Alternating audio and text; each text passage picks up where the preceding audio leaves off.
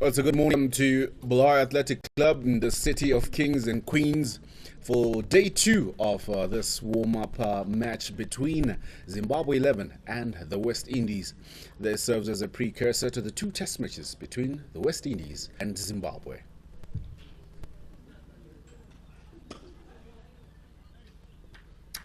So the 2 teams are picking up from where they left off yesterday. Zimbabwe in the second and third session picking up vital wickets, and they'll be looking to try and finish off the West Indies batting lineup, while at the same time the Windies would be looking to pile up the runs. Already gone past the 300 mark, and I'm sure they'll be targeting over the 400 region. If they can get to 5, they'll be in a better place. In commentary this morning as pace bowler, coach, spinner, Christopher Mpofu. Very good morning, Eli. Good morning and welcome to this first session of the morning. Similar conditions to what we had yesterday morning coming into this one. Temperatures set at around 29 degrees, but I'd say it's around 32 for me from my own personal gauge. But yeah, the heart is out, a little bit of crisp clouds coming through. Donald Tripano operating from the golf course end, continuing from where he left off. He picked up the valuable wicket of Carl Mayers yesterday late in the afternoon, and he's been bowling stump to stump, getting some good bounce, and also just making it hard for any of the West Indies batters to get off the mark this morning. Yeah, good to see Tripano hitting his line and letting so early.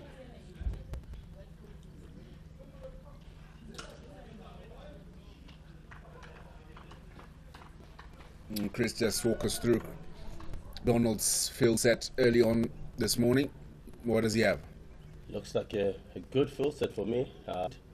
Just a guy catching on the offside and just a cover, a mid off, has got a mid on, and just a guy standing closer there on the leg side. And there's another one at square leg.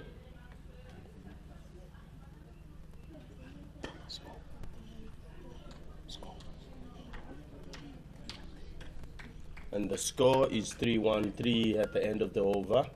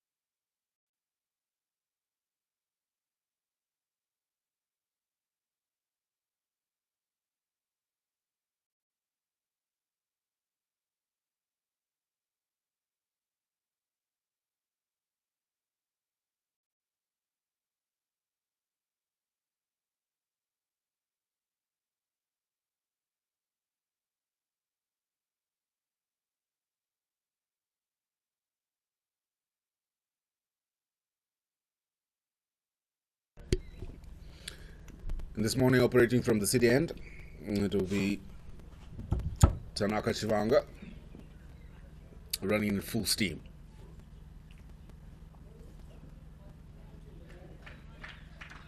It's good to see Tanaka back on again this morning.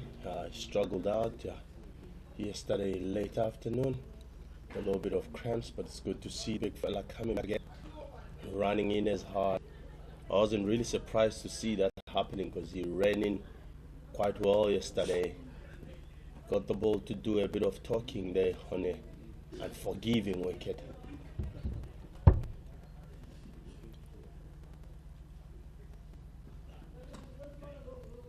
Runs off the bat and they get off the mark, the Indies, this morning.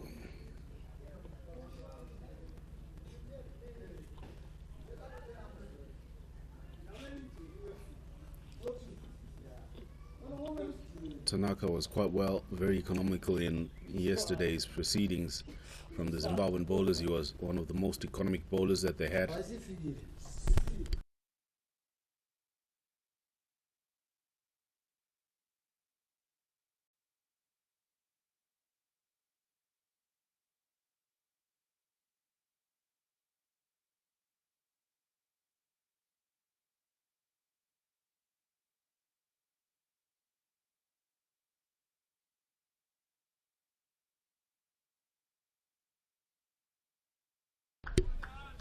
Just a thick outside edge. It'll run away, giving De Silva the first boundary of the morning. Fortuitous runs, you would say.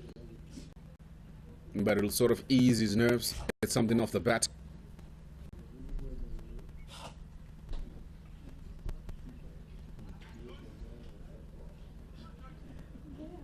But as Tanaka Jwanga, I wouldn't be concerned by those runs. It's a good thing to find the edge.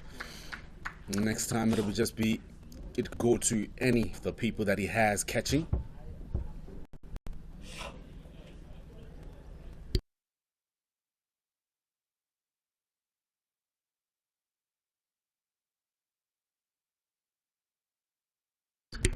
This one just worked away to the leg side.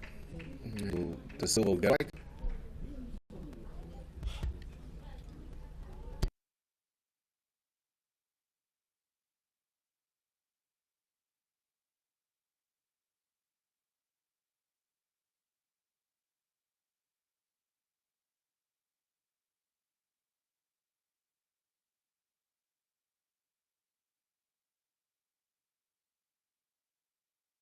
Now that's a good ball. Very well bowled. Good length, drawing the batter forward. And that'll mark the end of the over.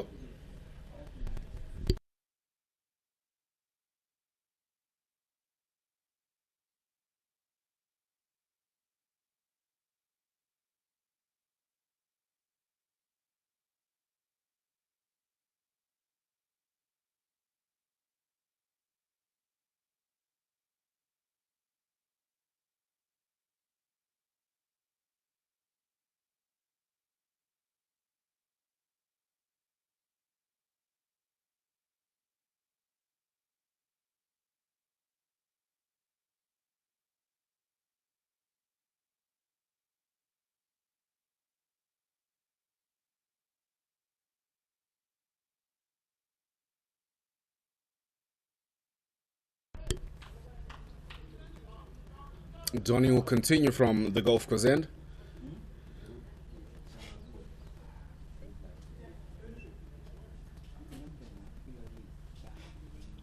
Chris, what do you think would be a good score here that you can be comfortable with, considering it's a 4-day game, so you would also just want to keep Zimbabwe out just a little bit longer in the sun?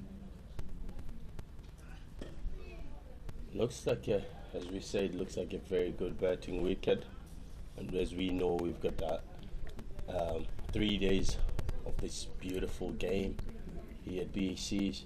If I was West Indies, anything more than 350 and just get my bowlers to, get their arms going and see how the wickets will pan out to be in terms of their bowling.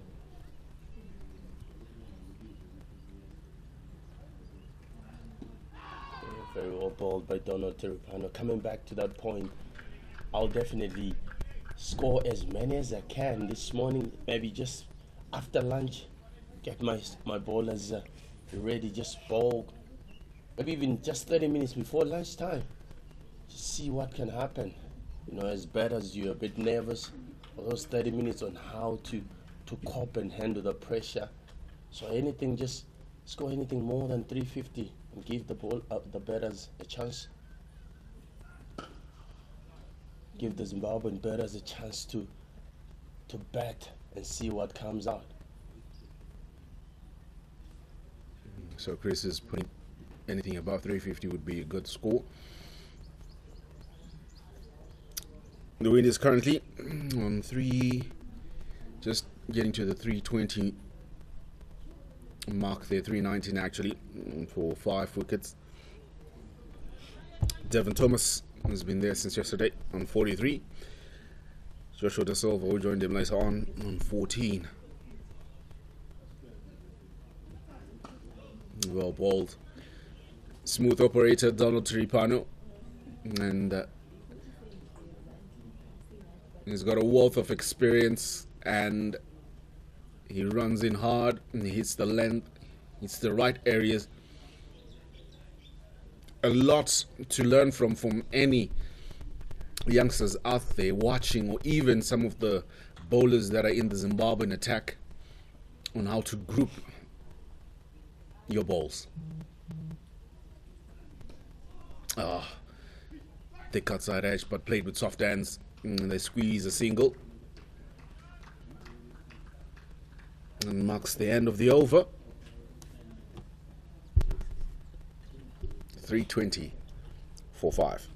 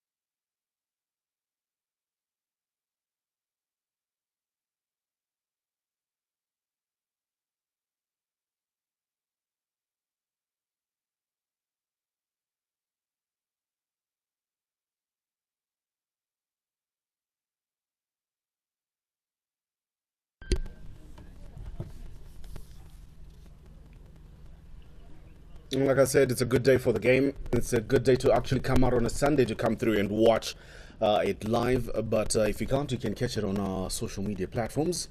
We'll give you the links shortly. And you can catch us on our Facebook page, the Zimbabwe Cricket Facebook page.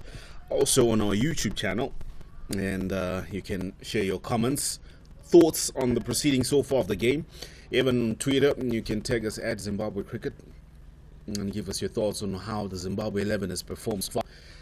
Any prospects that can be donning a Zimbabwean Test cricket jersey. Anyone you feel should be included in the test side that will be named for the first test. Shot clipped off the legs, but there's a man out in the deep. We will just cut it out to a single.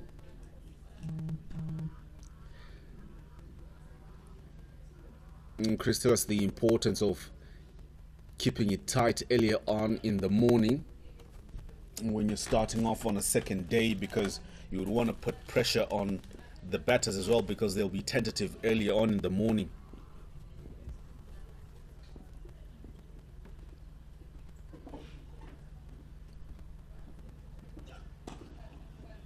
Yeah, Ila, it's been pretty impressed on how the Zimbabweans have started this morning, and it's very important that as you start your day, you start on a high note, and this sets up the tone even for the batters who are from Zimbabwe. You know, even I can see they haven't picked up a wicket, but the energies have been very high. You can tell they want it a lot, and sooner or later the chance will come.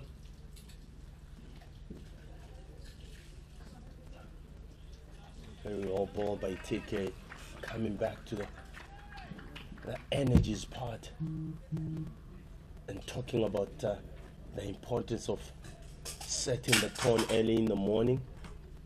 This rubs onto the batters as they come into bat later, and they'll realize it's not easy even for their bowlers to take wickets, and that makes them to value their wickets more than anything. So it's so good to see that.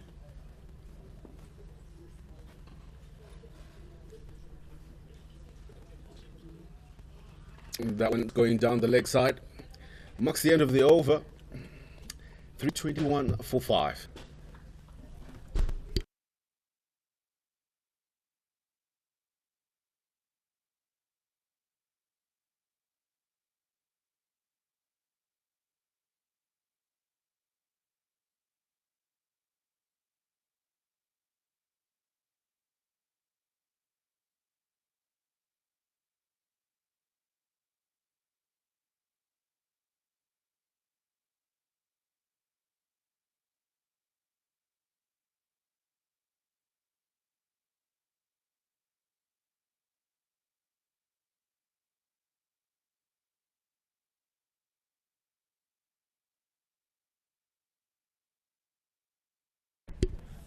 A quick single taken.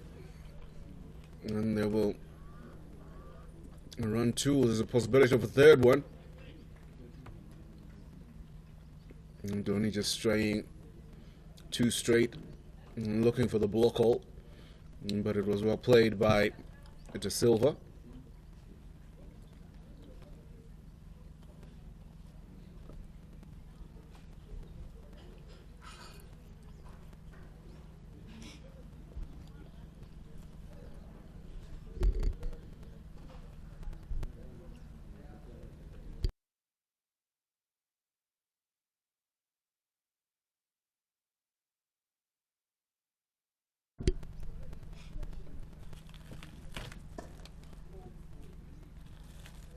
And continues on that line, but much better this time around.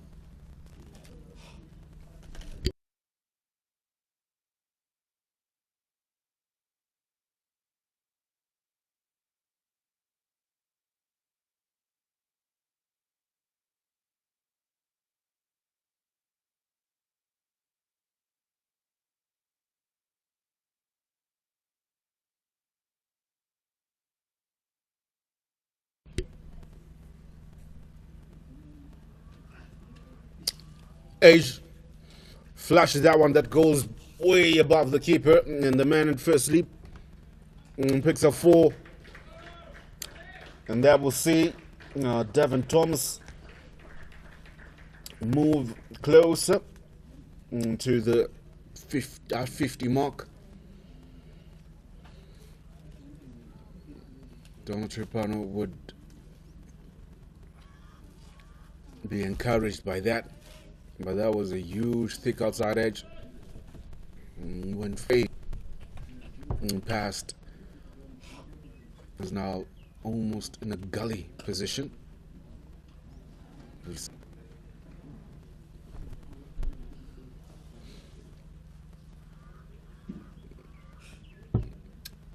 It's been a good start by the Zimbabwean bowlers so far. Some fortuitous runs that have been coming through the West Indies way. Not any convincing shot that has been played that has been of value to those runs. There we go. Now they go. Very good start from the Zimbabwean bowlers. So you see they've been hitting that line and length, and you can tell there's been a good ploy from the coaching staff to have this beautiful field set, and the bowlers have definitely followed what there's been on the team talk. I had a little bit of a chat yesterday with the bowling coach. Steve Cabby was pretty happy with what he saw from his boys, and that marks the end of the over. It's 328 for 5.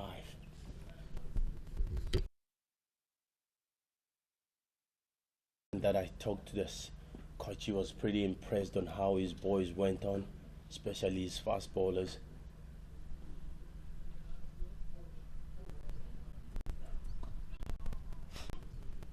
They're pushing for 2. A little bit of a fumble. They'll get back comfortably. Good running.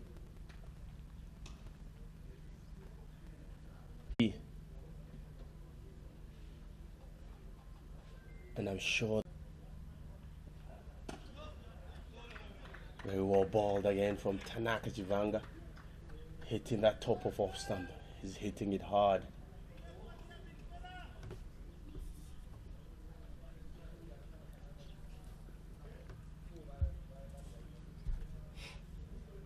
From the way that Zimbabwe played, how they went about their business yesterday, what would you want to improve today, Chris? What would you like to see them work on?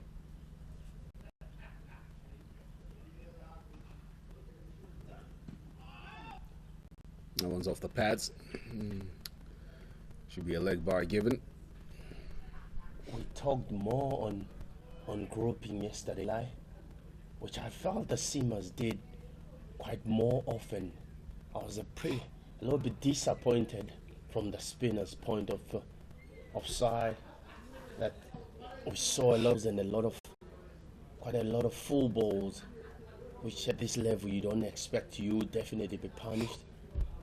Privilege, yes, I got the ball to 10, but he wasn't consistent enough on that off stump.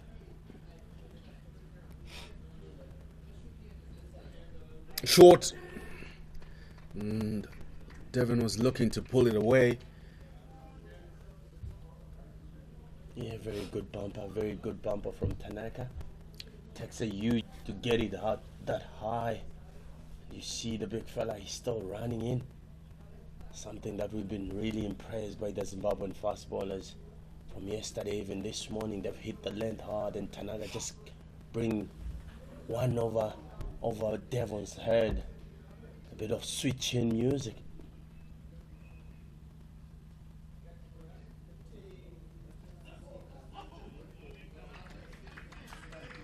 And from a bouncer to one that is fuller, drawing the batter forward. Good ploy by Tanaka Chivanga. Very good. That's very good. Sure that they've talked about that. Yes, the wicket is flat. And as a batter, you're saying that to yourself, no, I want to be coming forward. But if you get a good bumper like what he's done, gets the batsman thinking, gets him asking himself, where is the next one going to come? And the follow-up ball was absolutely beautiful.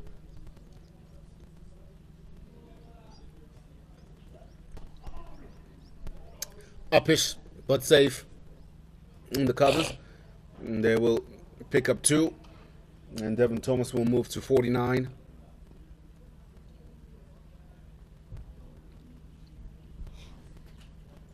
Marks the end of the over.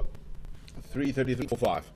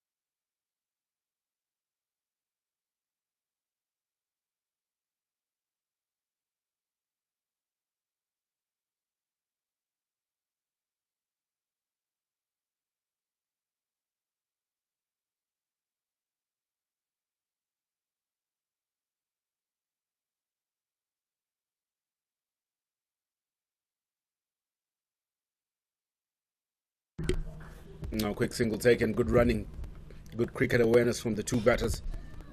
A good response from Devon Thomas, because that was a good call, a quick call actually from Joshua De Silva.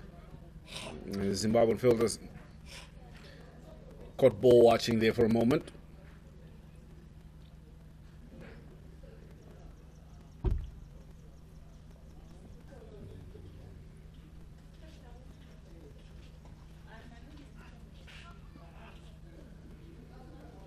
Straying leg side, Donald.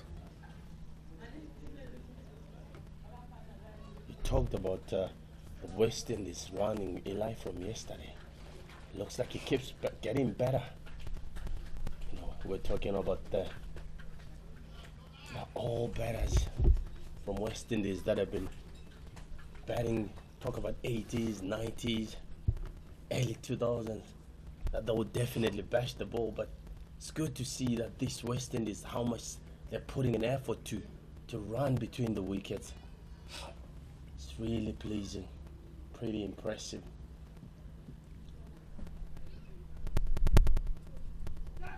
Shot ball. Shots of catch of out. That's given. Out 49. It was a huge appeal from the bowler and the keeper. Everybody else was quiet. And Forstam Tizwa shows Devin Thomas the route back to the changing room. Will be deeply disappointed. Departs on 49. A very remarkable innings. He had shown himself in application. I think that desire to get to 50 might have just gotten him to go for a bumper. Seems like it went just off. It was off the helmet from our replay here. Unfortunately, we can't share with everybody. But yeah, unfortunate for the young man. Unfortunate. A good innings he had, scoring 49 off 69 deliveries. Short determination, grit, and application to his work. And in a Warp match, I would definitely be happy with that. Might not be happy with the decision, but definitely would be happy with how he went about his business. Yeah, very unfortunate for Devin Thomas, but I'm really happy with what I'm seeing from the Zimbabwean bowlers. There's nothing but they've given that surprise bouncer. This is the second one. The first one coming from Tanaka Chivanka. This time from the captain Donald Tirupano. Right on the badge. Yes, it came from the helmet. But oh well, he will take it at any time, at any day. He's deserved it, definitely. The departure of Devin Thomas brings on Roston Chase to the crease. An impressive batsman. He's been in the West Indies colours for a while. It was also good to see him working his way back into the side.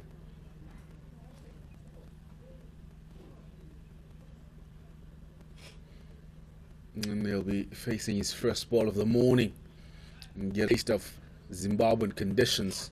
New man. Yeah. That was a very interesting shot from Roston Chase. Your first ball, and you are chasing after not too full, just outside off stump, and you're looking to smack it through the covers. Maybe he's forgotten which format he's in. Chasing that one. Definitely. Now, well, look at our footage of the West Indian batters, and Roston is one of the few guys that I've seen getting out. Good effort from Donald. Still continues in that mark.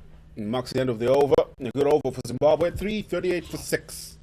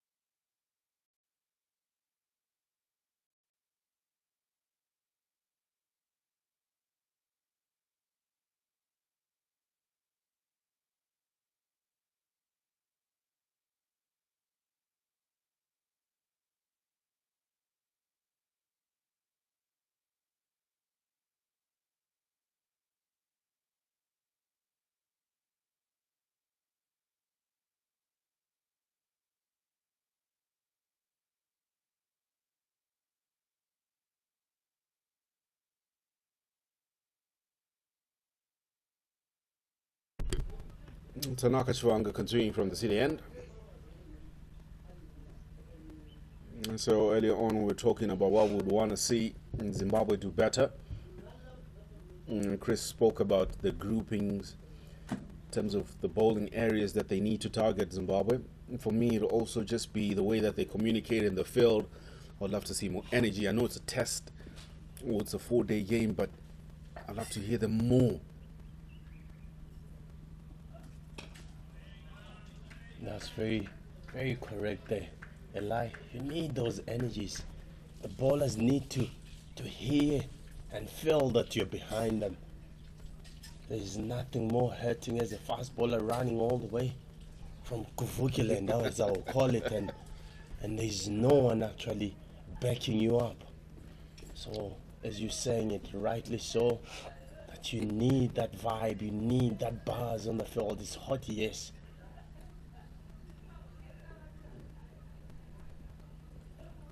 The ball, no play. They squeeze a single. Misfield by Carl. Big lad. Took him a while to get down there. Yeah, big boy he is. Taking some time to go down there. Unfortunately, having a misfield there on that occasion. Bring in Roston Chase to face Tanaka Chivanga for the first year this morning. This will be an interesting contest, I tell you. Chivanga would love to bowl fast. I'm asking myself, are we going to see that short ball from Chivanga coming in early to Roston? We see Roston looking around the field, just checking out his field set.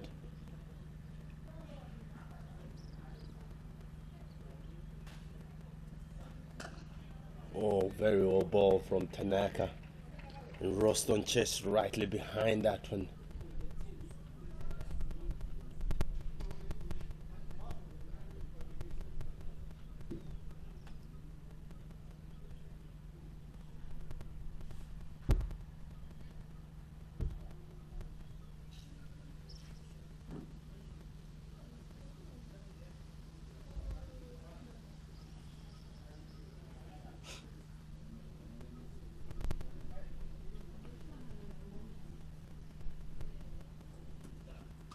Very well bowled once again from Chivanga. The Zimbabwean bowlers have bowled really well this morning. They've hit their lengths hard, not giving away any room to these batters who love to throw their hands at the bat, at the ball. We see Chivanga has been hitting that back of a length. Nothing easy to drive, nothing easy to pull. Hard length.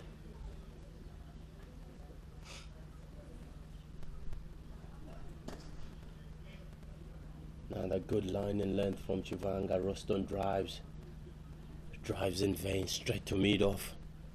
That marks the end of the over. 339 for 6.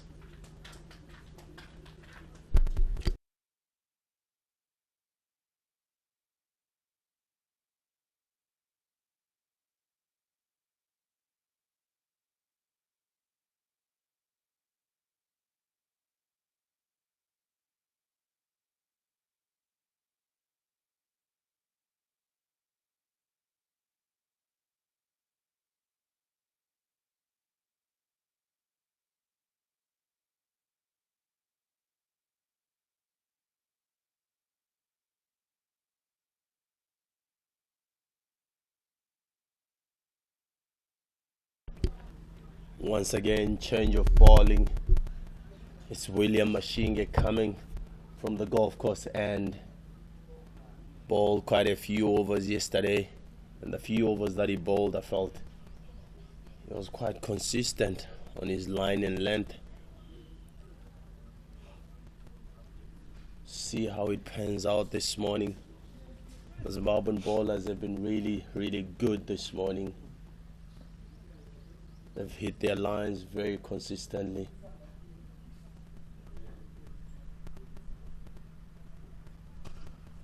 Oh, Mashinga's first ball, bang from Da Silva, all the way to the boundary for 4. It's a loosener. It's very important from the Zimbabwean first change bowlers to be ready. That's something that, as a fast bowler, the captain says that you're coming from the other end and you're nice and ready For me, that's a gentle loosener from William Mashinge.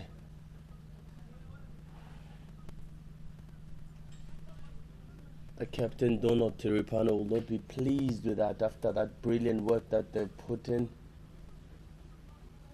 And then Mashinge comes in with his first ball. It's just a floater on off stump, and Da Silva says thank you very much. Back to the length, very well bowled once again, and good running from the West Indies. A quick single, and that brings Roston Chase once again to the strike.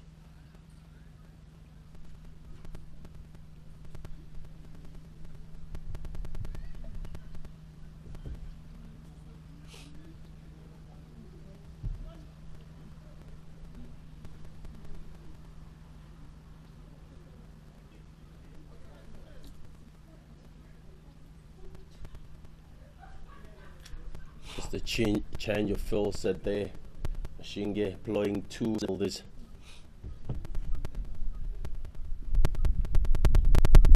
Very well bowled from Mashinge. Good to see him back on his line, back on his length.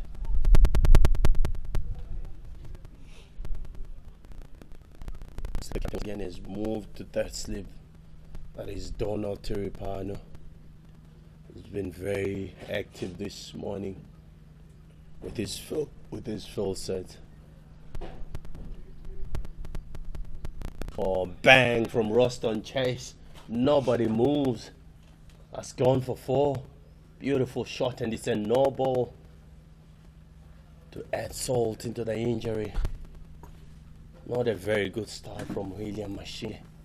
He needs to get his line. You know, all the hard work that the openers have done this morning, looks like now it might be going in vain. Looks like to be more consistent on that length is William Mashinge. Something that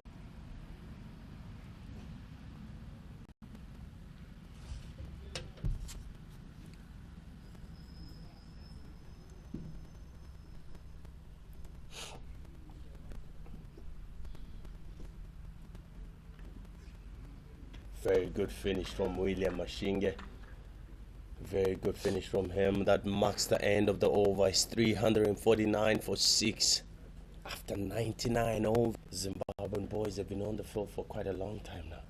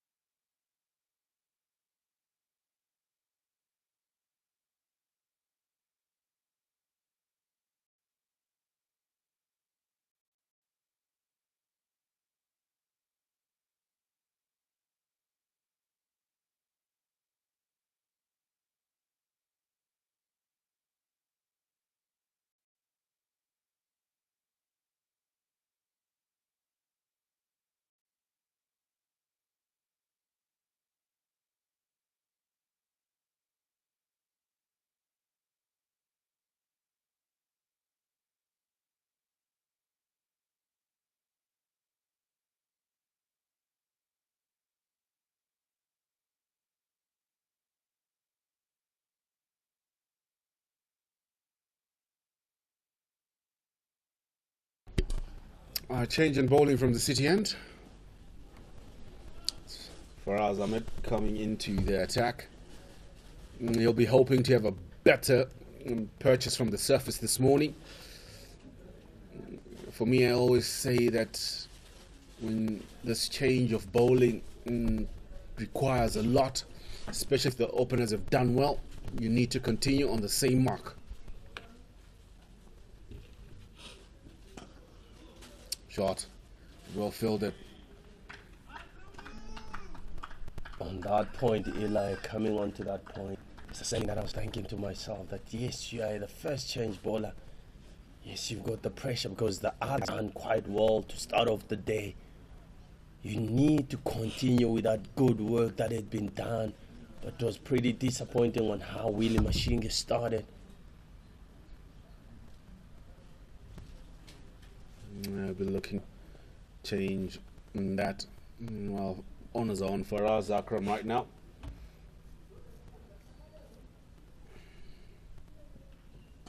Well bowled. Started off well. Doesn't come running in at full pace like Vanga, but he does get decent purchase and decent bounce. It seems, for me, he just looks in the mold of Geoffrey Archer, just smoothly coming to the crease, and then it just comes off.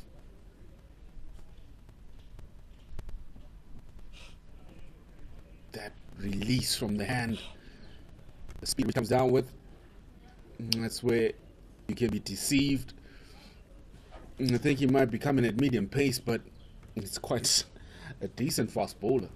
Yeah, he's got a beautiful action. Doesn't fight that action. He's got a smooth action. And I'm sure he's in good hands with Steve Kirby there as the bowling. 349 for 6.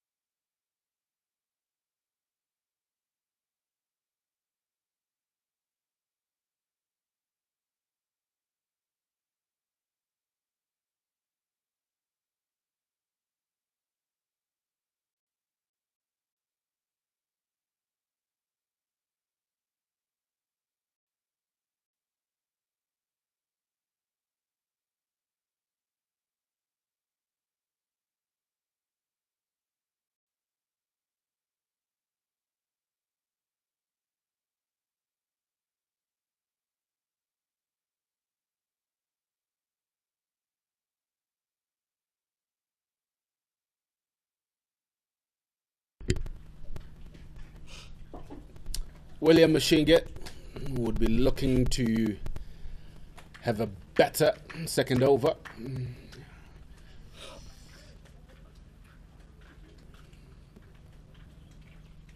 I'm sure you'd have been hoping that maybe Dre Rest would have been here so then he can meet his namesake. Definitely.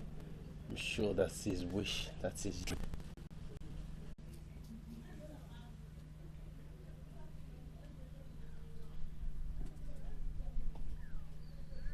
Back to his length, his Dre Russ. William Mashinge. But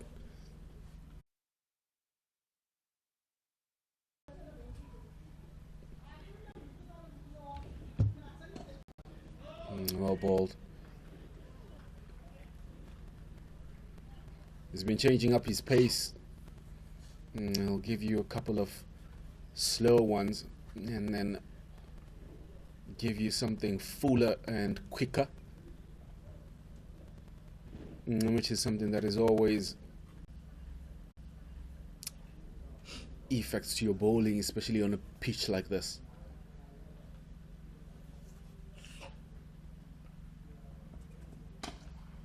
A bit back of a length. De Silva looking to try and pull it away, but only finds the man mid-wicket region. To be pretty clever with your change-ups, which is something that Faraz has been doing this morning.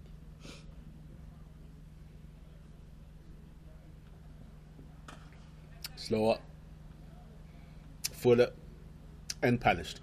4 runs. Beautiful shot from De Silva there. It looks very good. He looks very good, this fella. He's the West Indian wicket keeper. He's one player who's done quite well. We saw that there was Shane Darwish, who used to be the wicket keeper for West Indies. He got injured. It looks like he's found it very hard to come back and replace this fella who has done tremendously well for the West Indies. Solid, that's Joshua De Silva.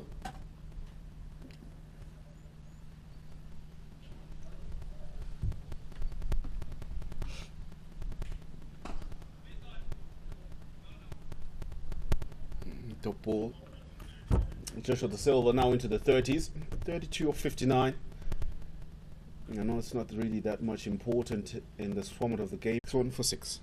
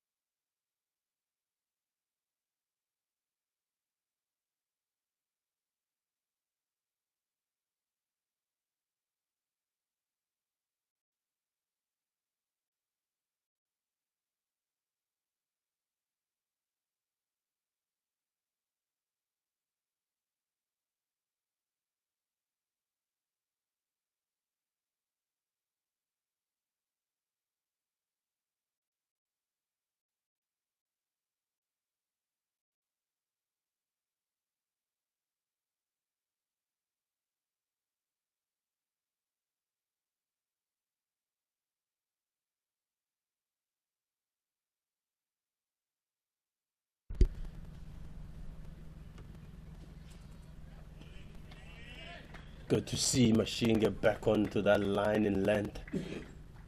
He just needs to have a pull at that.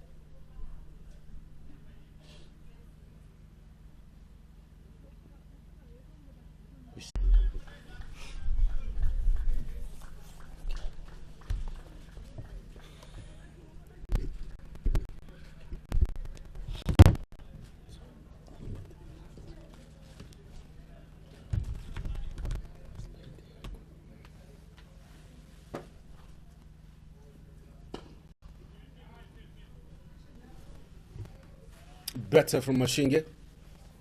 Improved grouping, which is good.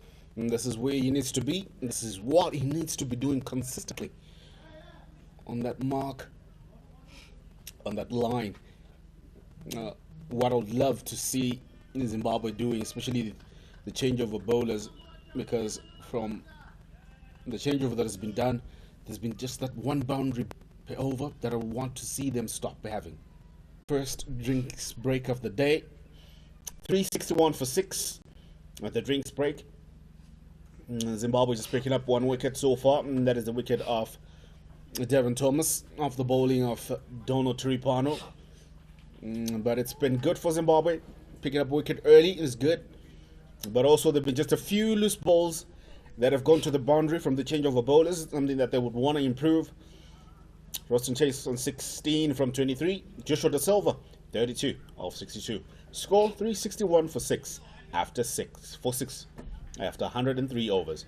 We'll be back shortly after this.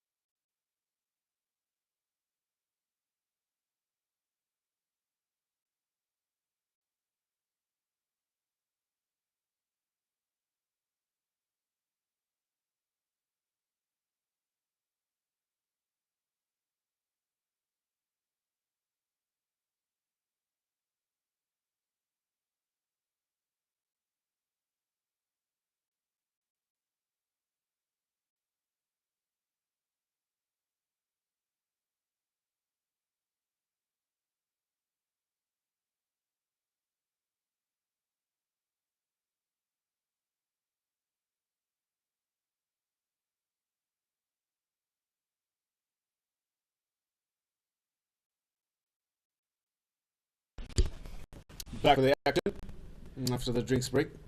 Faraz Akram, he will continue from the city end.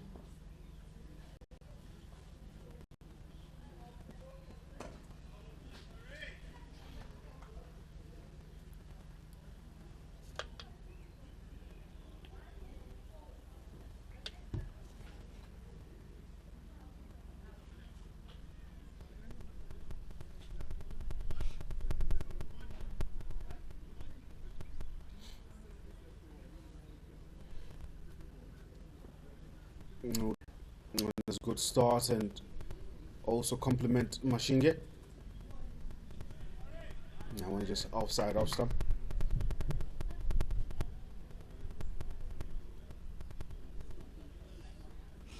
Just looking at his figures so far, Chris, he's done 11 overs into his 12th round, just going for 36 in those overs, probably just about maybe around the 3 runs per over there.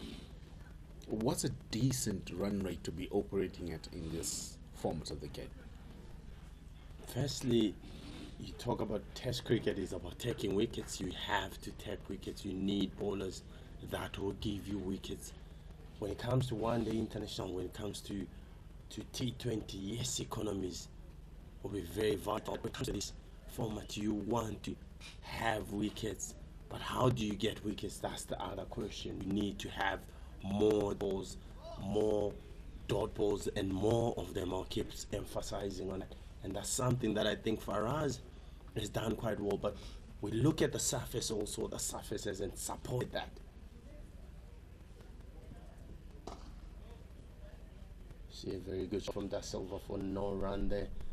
Yeah, is thinking about that you need wickets in Test cricket, but we always talk about if you are not getting wickets, make sure that they're not scoring at a rapid rate. As we say, I'm still pretty happy with how things have gone for the Zimbabweans, how their bowlers have operated. It's just been unlucky not to get any wicket.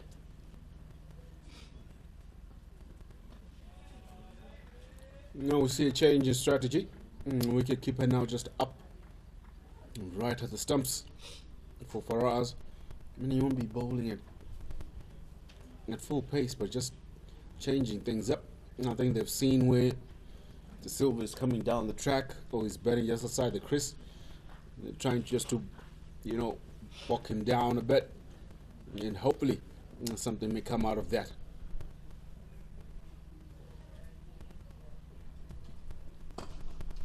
Straight up. Racing away for 4. He looks in very good touches, the big fella. And Eli, talking of Da Silva, I'm sure it is a good headache for the West Indies selectors. You've got 2 wicket keepers. You've got Devon Thomas, who really batted very well this morning. And we saw him, it was just one shot of his 50. Very well again from Faraz. Devon Thomas batted very well, and that brings the end of the over. It's 365 for 6 after 104 overs.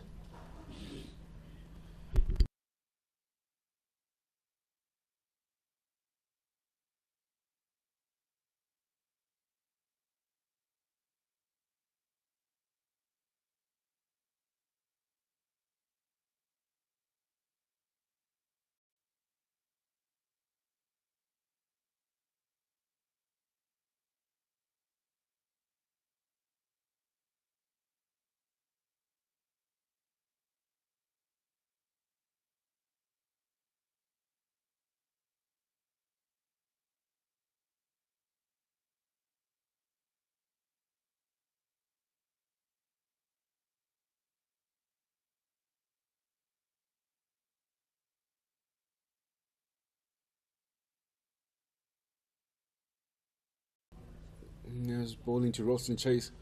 Didn't give anything away, and he wants to continue on that note.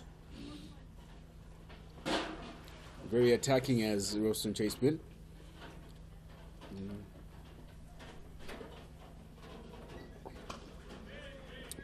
Another full face of the bat.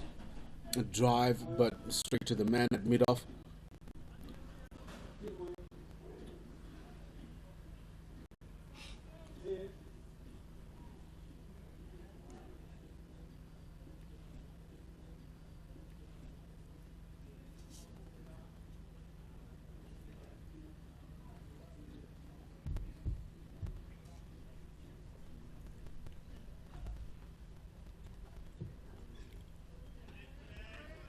Bowling in good areas.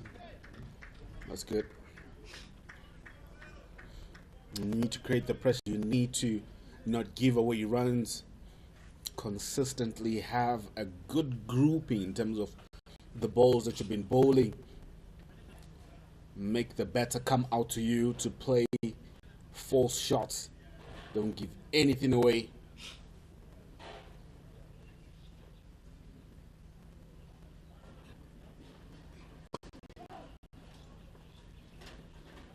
Clipped away from Roston Chase.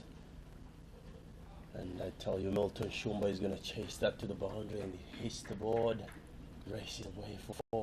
Beautiful shot. 1 for 4. All the work that he has done goes in vain. That's it.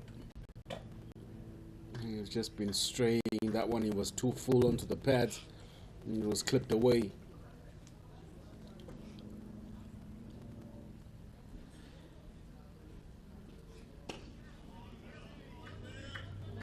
Consistency is what's needed. Create the pressure with the dot balls.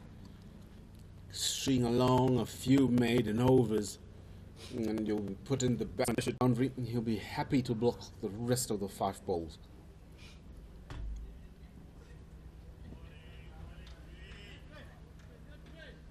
Over.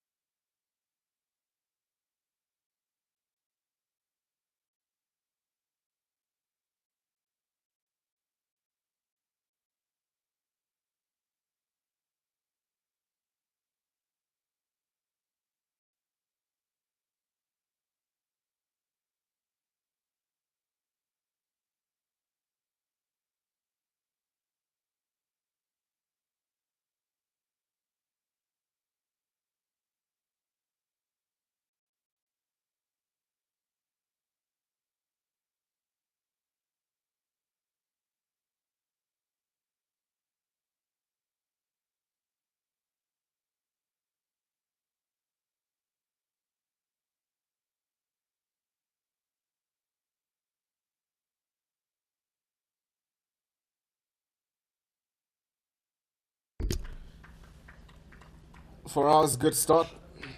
Going into his 3rd of the morning.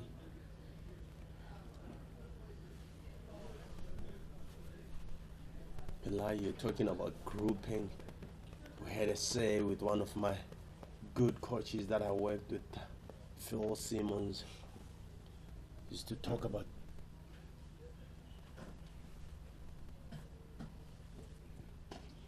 your ball from Faraz. He used to talk about the number of times that when you do the groupings and you go for about 3 maidens in a row, it's not a guarantee, but you can tell that after 18 balls there will always be that chance. Those are something that maybe the Zimbabwean bowlers can try, just string those dot balls and see what.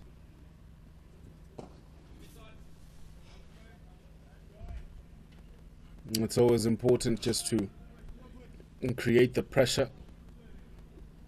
Don't give away any runs easily. But that's not the story that we're having here. There's always a boundary ball that has been coming, and it releases the pressure and does the good work that the previous bowlers would have done. And you're making it easy for the batters to get runs. No. The silver tries to cut it, but it's not there. That's the pressure that I'm talking about. Make them try and do something different. He's been consistent on that off stump area. The silver trying to cut one that is too close to cut. That's 4 dot balls right now from Faraz Akram in the over. He needs to finish off well.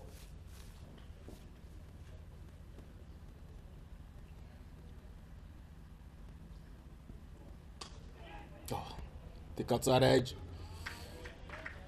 And good fielding as well in the point region. It's good pressure. It's good pressure. Very good fielding from Maun's at point there, diving to his left, getting it straight to his left hand and stopping what looked like an easy fall. Faraz bowling very well in this over.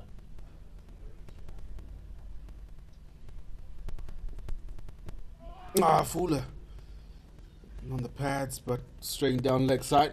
Another leg by. 2 off the over, but it's been a good over. Very economical one. 370 for 6.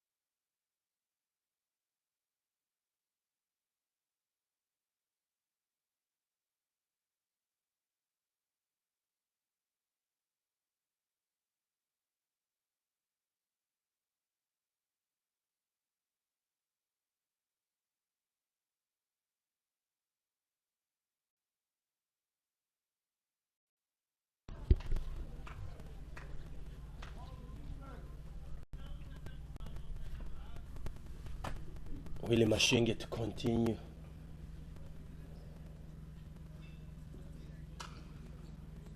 Back of a length, straight leg cover there. She's Tony Minyonga.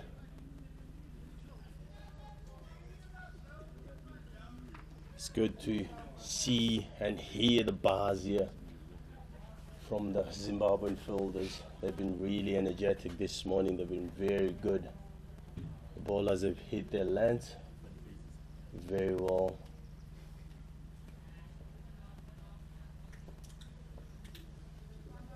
Looks like the Zimbabweans very relaxed this morning. The boys are doing a good job. Oh, good shot from Da Silva, quick run. Oh, fumble from mid off there. It's Chesa, they call him Chesa.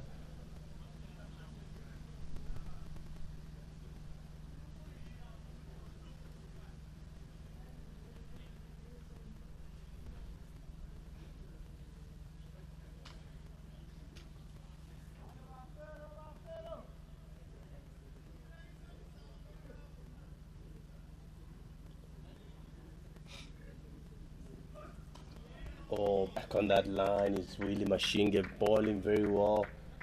Good to see more dot balls on that off stump.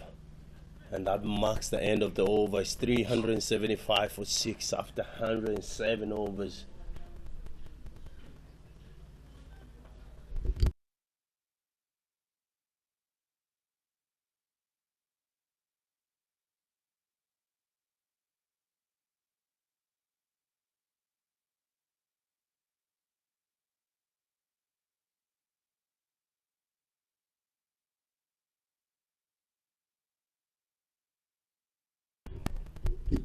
It's the change of bowling. It's the privileged chaser bowling from the city and bowling to Da Silva, Josh Da Silva. the West Indian wicket keeper, who's been very good for the West Indies in the past few years, taking over from Shane Dowich, who got injured, and when he came back he has had an opportunity, because Da Silva has been doing very well as a keeper batsman for the West Indies. See the wicket keeper just changing the field set.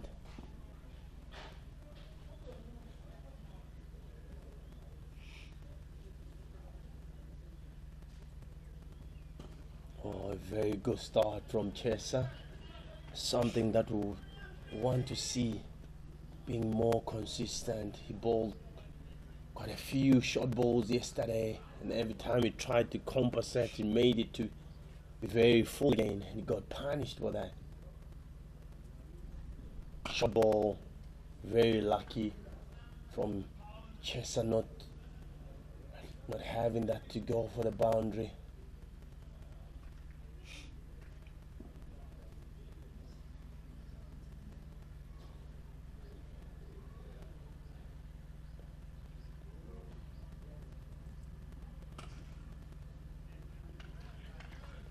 Chesa bowling to his field set. Still, it's been 4 dot balls so far.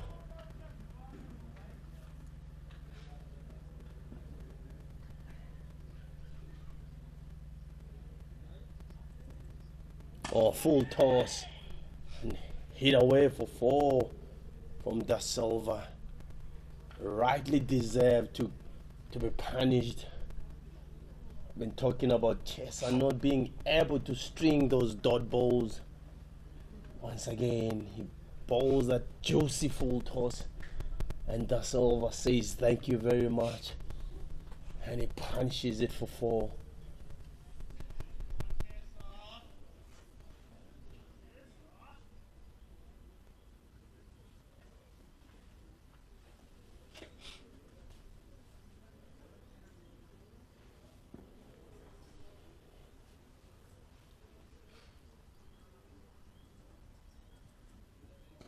Oh, well ball this time. Da Silva pushes that one to sweep her there for 1 run. And I tell you, we've got Chesa, privileged Chesa, bowling to Roston Chase. It's gonna be good combination there. This will be Chase trying to chase those wide ones from Chesa. Good contest this.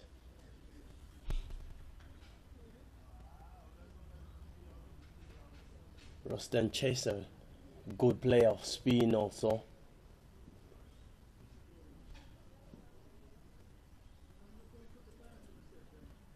Oh, very well ball from privileged Chaser to finish that over. And that marks the end of that over. It's 380 for 6 after 108 overs.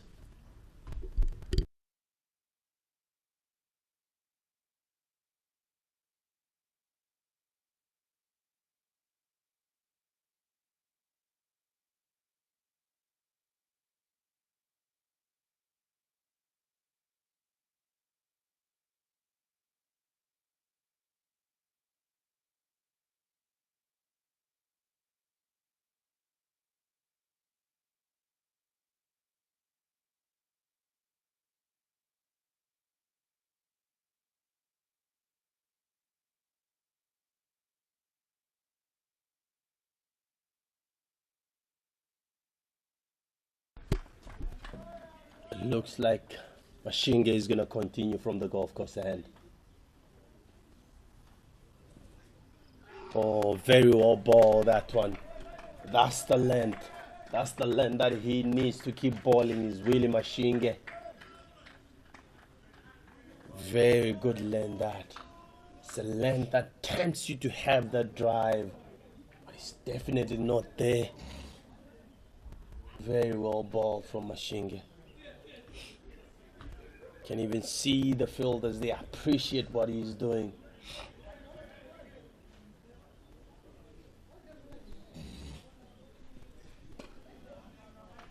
once again, hitting that length. Very well balled once again. Zimbabwe want that they keep the score. Maybe even under 400 before lunchtime. These last 30 to 35 minutes.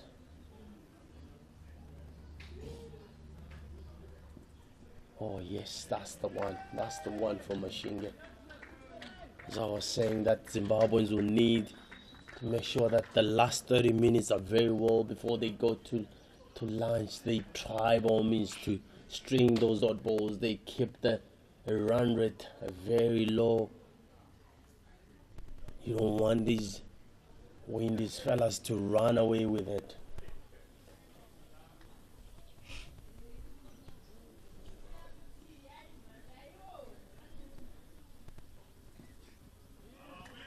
This is very good for Mashinga. Sure, the bowling coach would have said, if we are not getting wickets as a team, let's make sure we string in the dot balls, which is something that these fellas are getting to do right now. It's something that I would love to see, that if the other one is stringing those dot balls, the other one at the end also needs to do the same. Oh, very well balled in the air. Maruma diving to his right, but dives in vain. The wind is running, run 2 runs.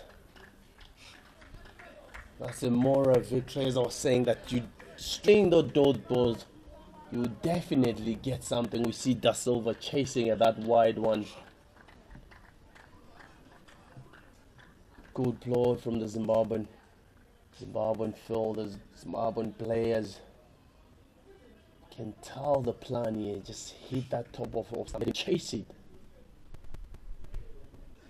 Oh, well bowled again. Oh, very good over from Mashinga. And that takes us to 382 for 6 after 109 overs.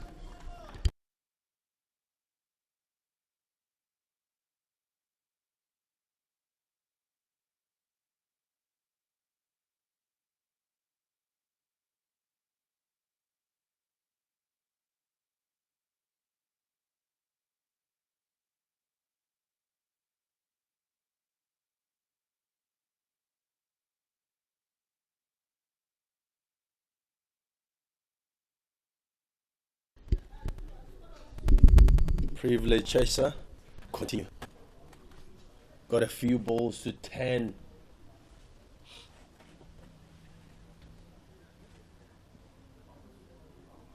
Oh no, it's a full toss. He's been lucky that hasn't been put away for 4. It's a high full toss. Austin Chase could have hit that anyway. You would have wanted.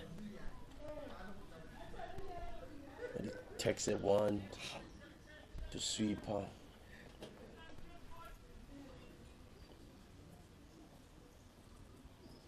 Back off a land from Ross, from Chesa Privilege for no run.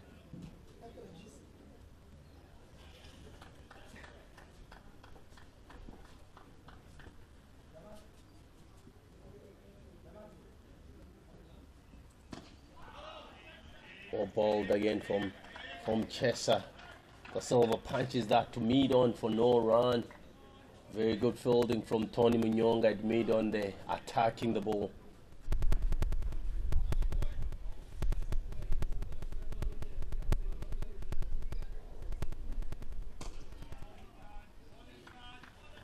Well balled once again.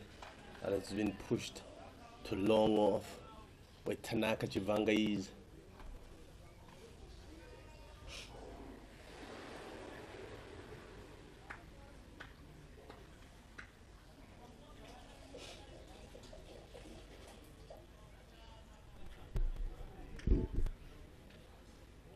It's Chesa to chase once again.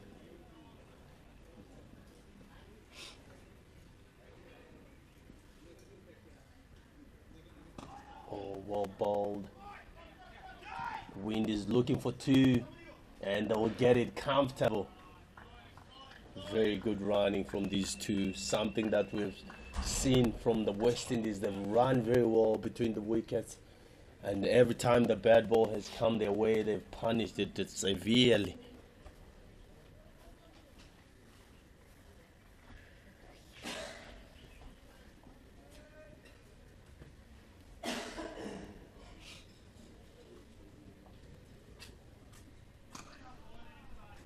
That's good to see from Chesa. It's very good to see. It's the end of the over. That'll be 386 for 6 after 110 overs.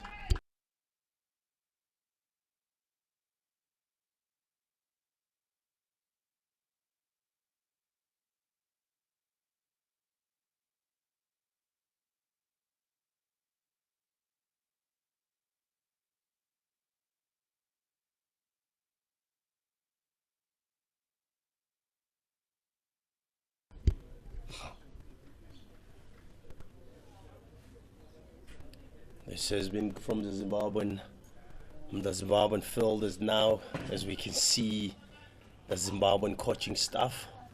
Stuart Matsikinyero is in charge of this, of the Zimbabwe A side, alongside Eric. They call him Eric the Piper, and the bowling coach Steve Kirby. Look relaxed, I tell you. I'm sure they're pretty pleased with what they are seeing so far from their fielders, from their boys, the effort that has been put. As we know, Stu is one person who loves to see the boys putting an effort. And as a player who has played Test cricket, he knows how hard it is. Oh, very well bowled from Mashinga. You see Steve Kirby really nodding his head in satisfaction that the boys are doing the job quite well. Coming back to that, I'm sure the bowling coach Steve Kirby will be pretty pleased with the plans that they put as a team, and what he's seeing, as we see, he's clapping his hand in appreciation of what the bowlers are doing. And definitely it is a happy camp from the Zimbabwe side. See Willie Mashinga, I'm sure he's getting that tail in to reverse. Oh, strays onto the legs. Flicks that. Is he coming for two? Oh, he gets back very comfortable. That is Dussel going with his job very well right now. But if I was Mashinga, I would not be really disappointed with what I'm seeing, because he's bowling according to the field set, bowling according to the team plan. He's been running in very hard. Oh, back to that beautiful length. I'm sure the pressure is getting onto the batters right now. Yes, it is a test match. It is a 3-day warm-up. You've got no pressure, but I tell you, once there is plenty dot balls your way, you start to look for something. Start to chase those ones that are not there to hit. And that's something that we're seeing right now. Oh, that one is fuller, but as we say, it is bowling according to his role. There's a sweeper there, and it runs away for 1 run.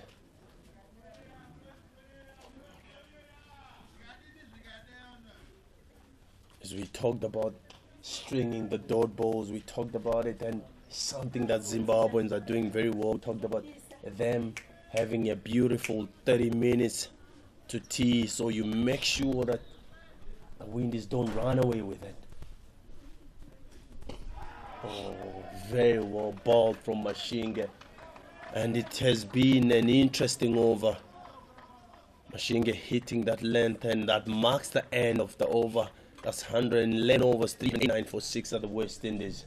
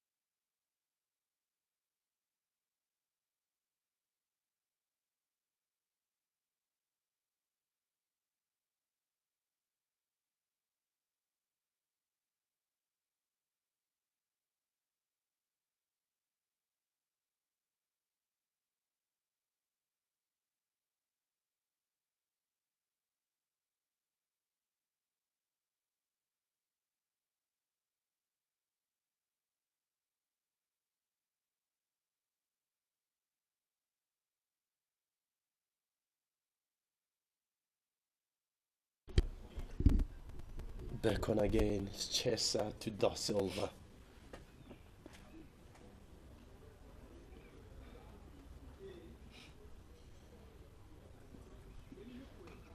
Cut away, or well fielded from Mawunze.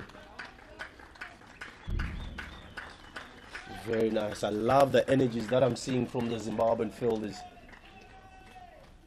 And that single definitely take Da Silva to his 50.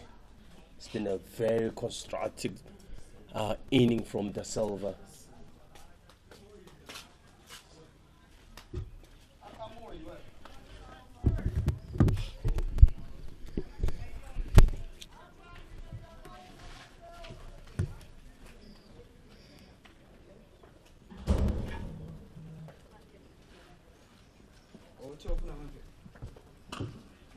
Well played from Chesa, but for no run.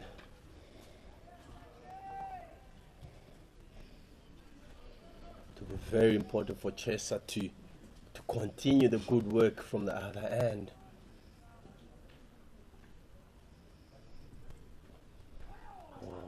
Very well played from Chesa once again. Good fielding from Mawunze, who's been very bad point there. Stopped quite a lot of runs there in that region. It's an important fielding position, particularly to leg spinner on a wicket that is slow. Oh, well played once again. He pushes that one to long off for a single. You know, I've loved the energies from the Zimbabwean fielders this morning, from the Zimbabwean players. They've been really putting effort in everything that they've been doing. I'm sure that would have been come out from the team meeting last night.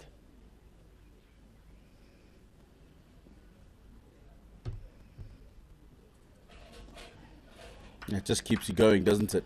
It's important to keep the energies as high as possible, encourage the bowlers. 392 for 5. It's been tough going for the Zimbabwe 11. And as you saw yesterday, it could just be a spell of a good 10 overs, 12 overs that can get you 2 or 3 wickets, and then they'll be looking at the tail.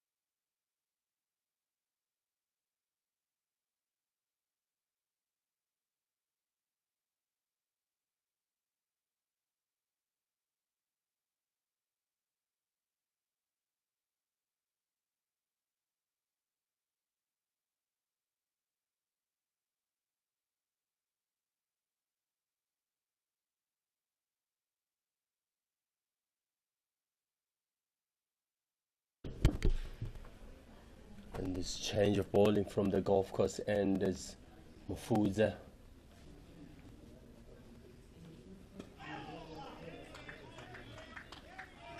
Good ball from Mufudza there for no run.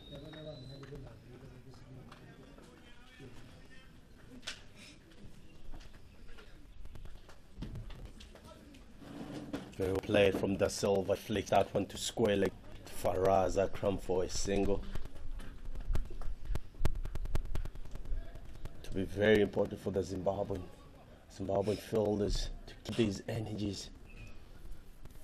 It is very hot this afternoon here in Bulawayo at the BAC, Bulawayo Athletic Club.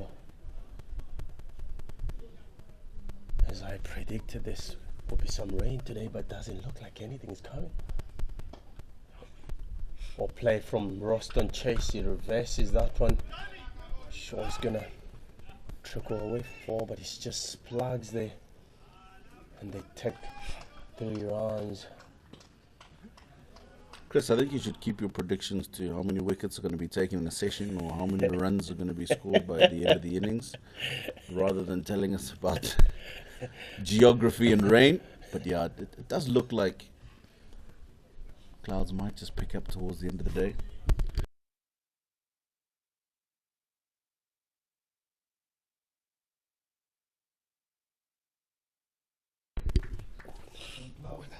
What?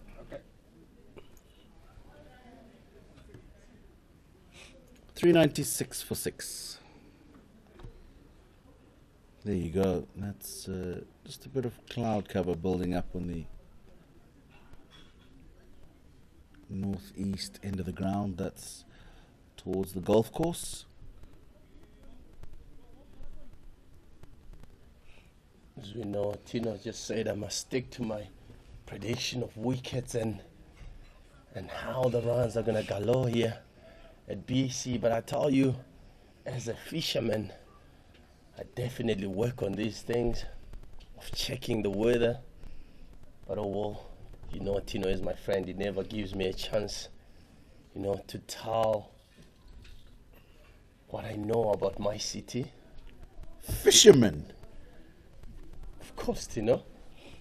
Wow, Chris. Well, maybe you can start telling me about fishermen before you start telling me about your city and the geography around it.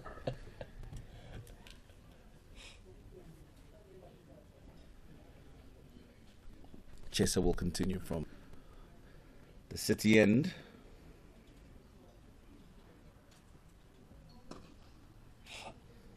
One for 60. And talking about the weather, as I was predicting the rains, I'm sure the supporters, the fans will not be happy to see any rains at the moment. They just want to enjoy the game. And I hope the same weather that I'm having here, I'll get it on Tuesday after this game. I'll play from the silver, pushes that one to long off. And as I was saying, Tino, Tuesday, looking forward to this beautiful weather to continue. Maybe I can pull out quite a few marambas and a few breams from the Mayfair Dam, where I normally have my chill time.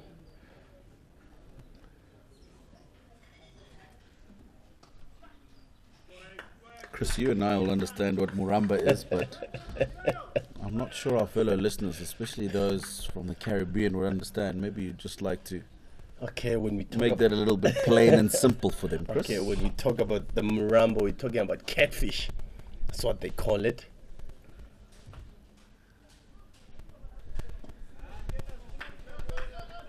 It's one of those that I love going for every time I go to the dam, when I get a chance to relax when I'm not doing what I love, which is cricket.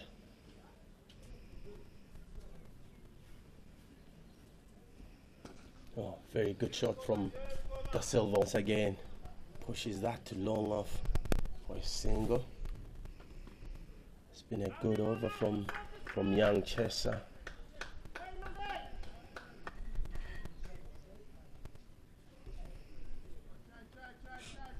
Chesa to continue chase.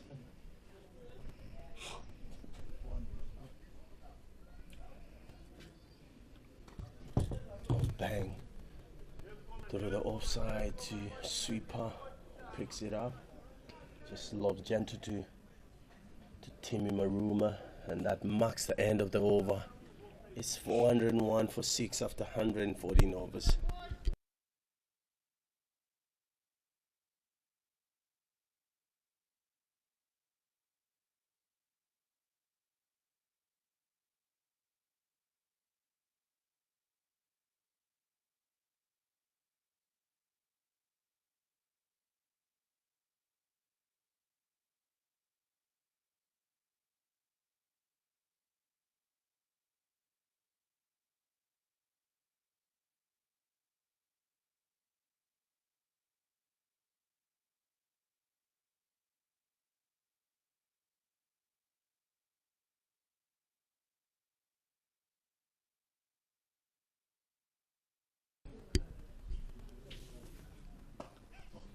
Reverse sweep is played again and played confidently.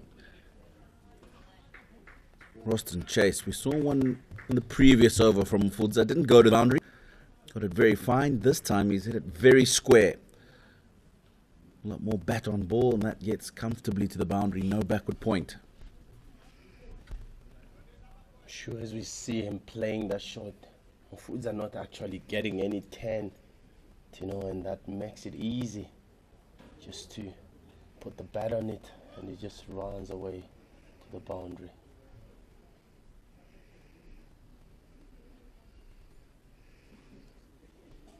We see a change in the field set. The skipper moving to point to cut off that shot.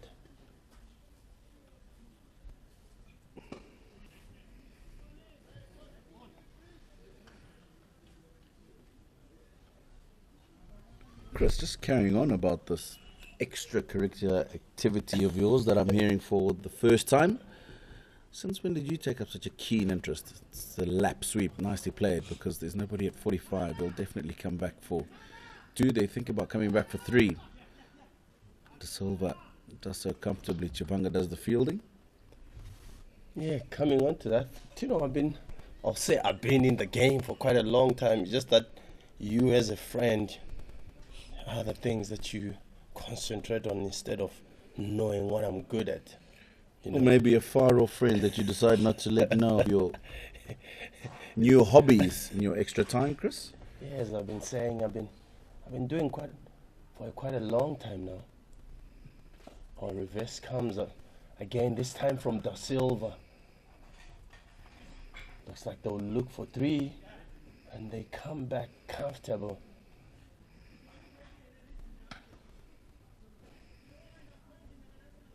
As we're saying, yeah, I've been doing this for almost 8 years now, but the past few years I've been very good at it, so I'm getting to love it even more.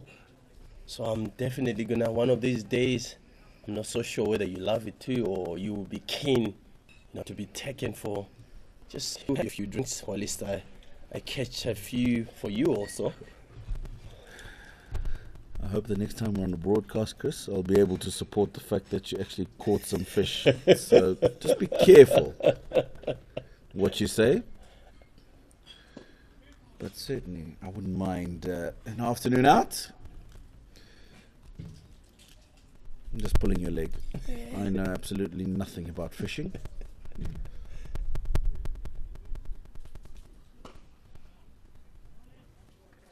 The other.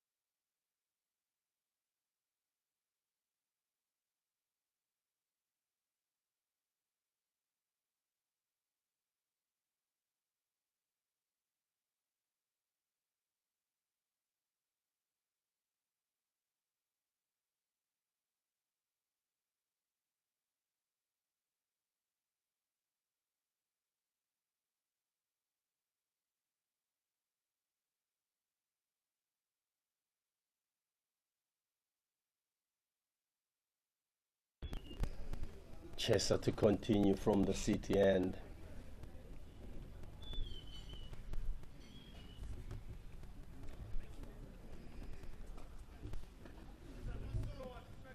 The Silver pushes that one once again to sweep up for 1 run.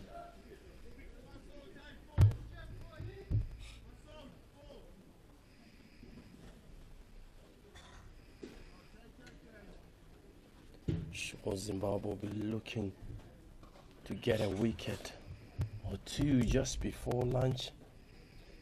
Might get 1 or 2 overs. Also maybe try to have those fielders around the bat. You've got few minutes to lunch. Just try get something out of it.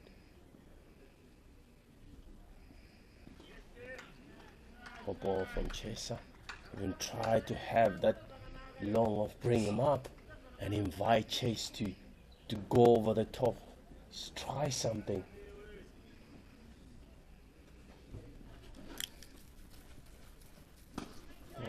Beautiful, straight to mid on for no run.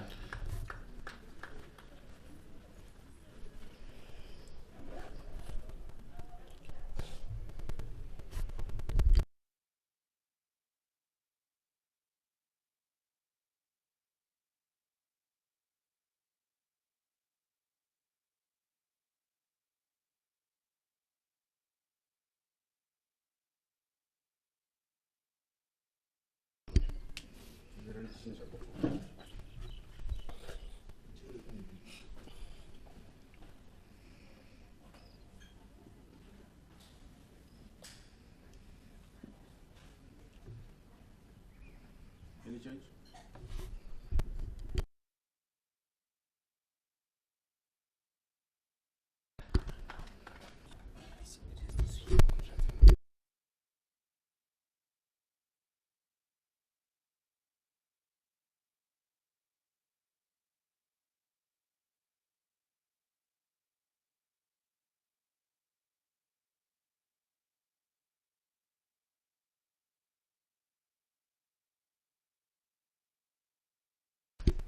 That's okay. That's okay.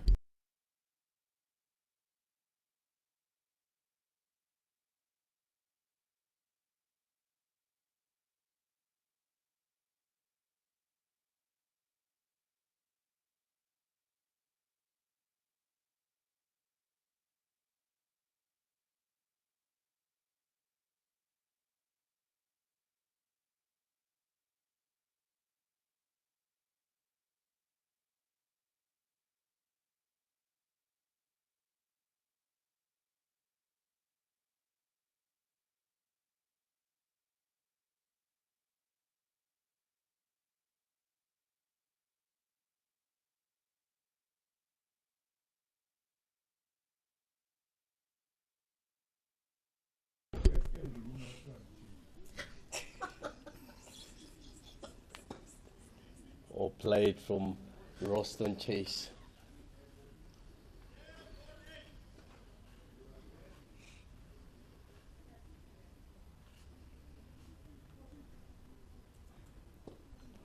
Just approaching the lunch break now, local time 11:56 a.m. So if Mufudza gets through this quickly, there might just be another couple of overs after this. These two men will just want to make sure that they go through to that lunch break, come out after to continue. I think the West Indies will be quite happy with the way the batting's gone for them. 114 for 6, most batters getting a start. Just having a look into conditions.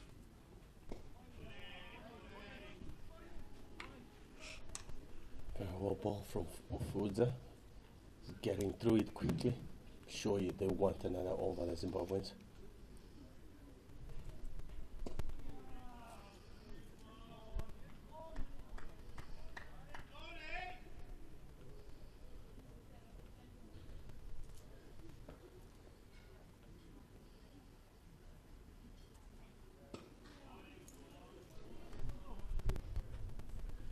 Four 1-4 for 6.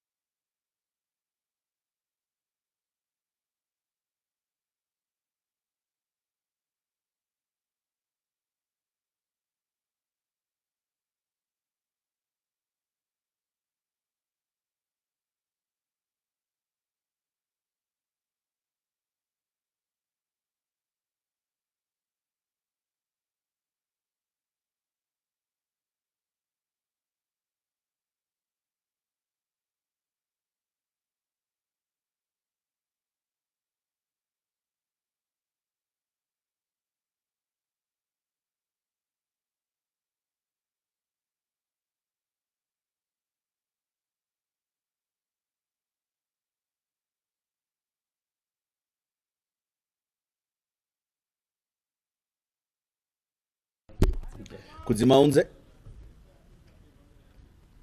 Surprised to see the ball in his hand, obviously, probably because it's likely to be the last over before lunch.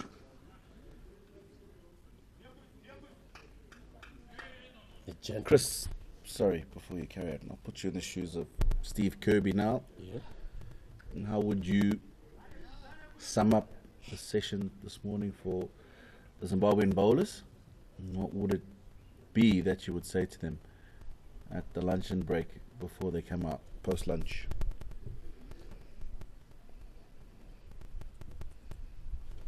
Sure, we were talking about how well they've grafted, but they haven't actually got the rewards. They only got 1 wicket. If I was the bowling coach, I just say to my boys, it's 1 wicket, but we need to keep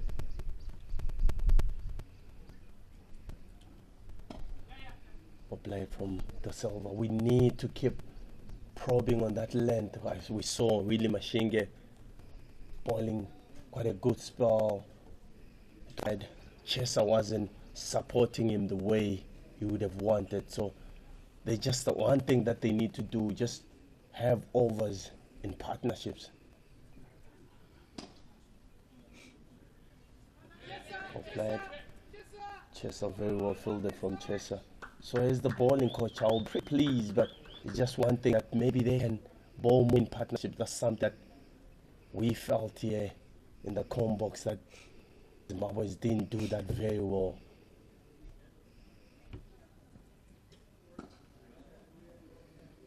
But considering how the wicket has played,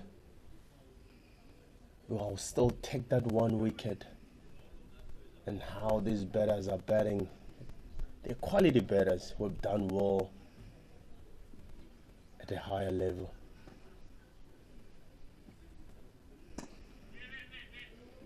So well played, and marks the end of the over.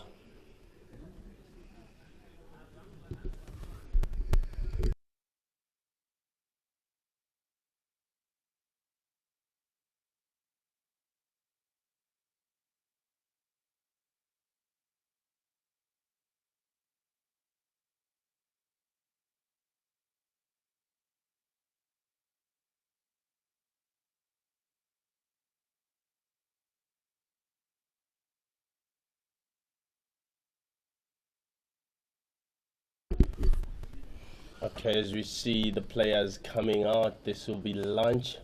And as we have seen how good the Zimbabweans have bowled, but they have only got 1 wicket for the day. As we know that it was 313 for 5 at the end of day yesterday. So Zimbabwe is just getting 1 wicket.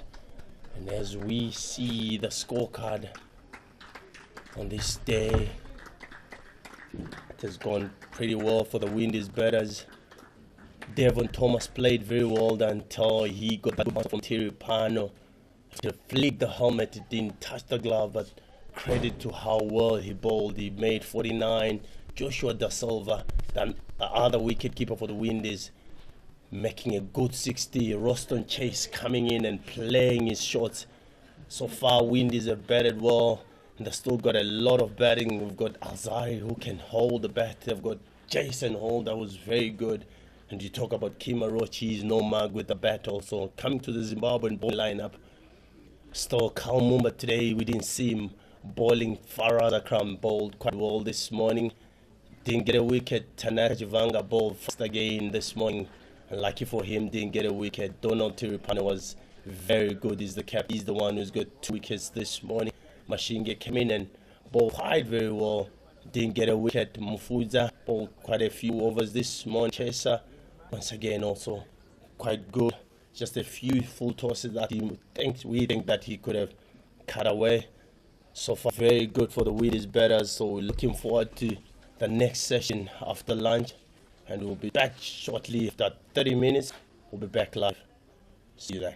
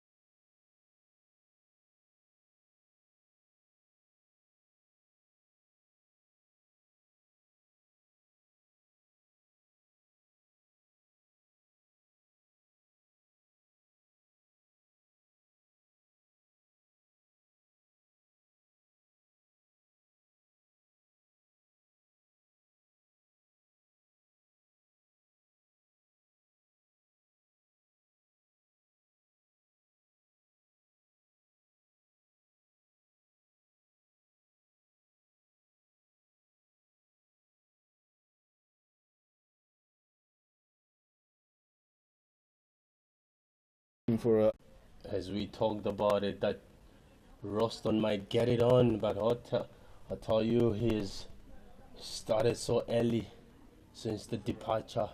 That's over, so it's been very good to see that he's carrying on from where the other man left off.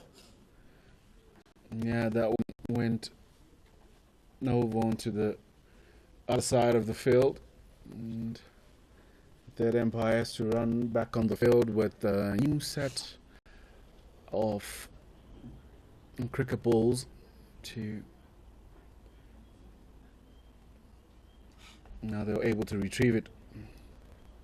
Umpire will just have to check that one and see if it's still usable.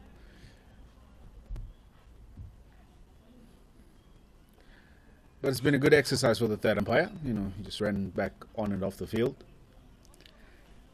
stretching his legs a bit. Yeah, I'm sure he was getting too comfortable in that cool room of his. We see him just stretching his legs for a bit. This is the big umpire coin.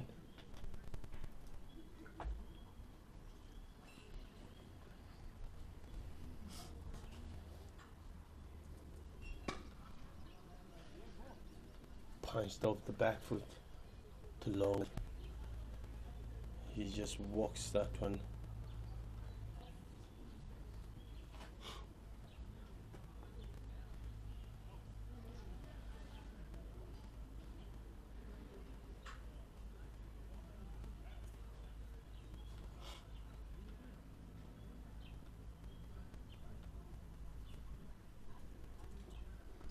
Oh, balled him. Or ball from Milton Shumba. Jace trying to punch that off the back foot, getting an inside edge straight to the stumps. I really love how Milton is bowled. Yes, he's had one that has gone over the side screen, but I tell you, he's persisted with that slow left arm spin. He hasn't tried to fire the ball. Jason trying to give himself some room. Unfortunately, chopping that straight to the stumps. And that was a beautiful delivery from Milton Shumba. Picks up a valuable wicket of Jason Holder. It departs without troubling the score as much. He'll be deeply disappointed with that one. But good for Zimbabwe. They strike. West Indies 492 for 7.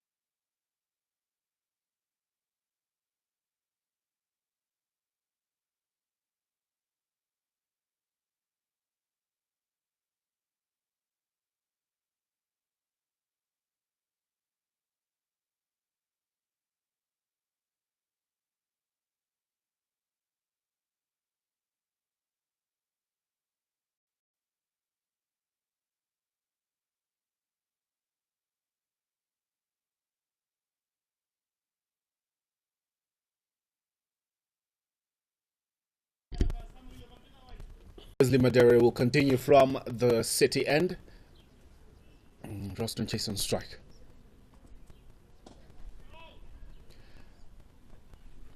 Roston has been joined by Alzari Josephs. He's a good striker of the ball as well. Let's work away to the leg side. He picks up a single. Alzari will come on strike. Wesley would be happy for that. And he can get to ball to the new man at the crease. I don't see any change in field for the new man. Well, I'll take my word back. Deep mid off comes in. So does the man at deep square. They're all coming into the circle. And the leg side will remain one. Back foot punch by Alzari.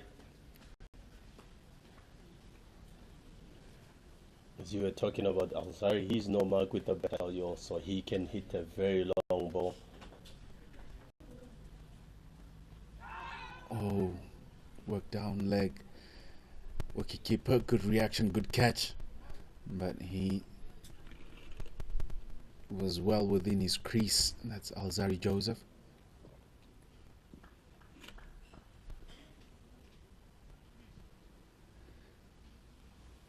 There's now a man catching at short mid on.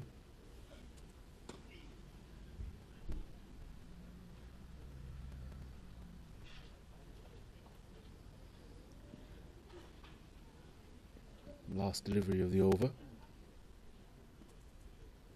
Given some flight, but also well played by Alzari. End of the over. 493 for 7.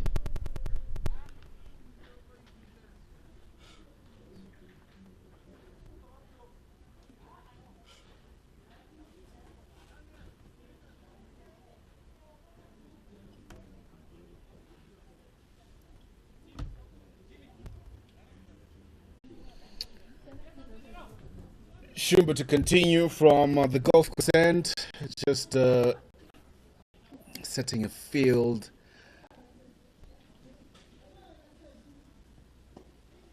It's played well. It's a slog sweep, but well played, and a good save out in the deep by Chivanga.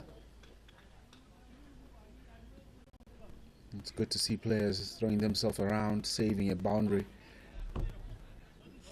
Roton picks up 2 and moves on to 77. Good to see the boys still throwing themselves around. Is the big Chivanga.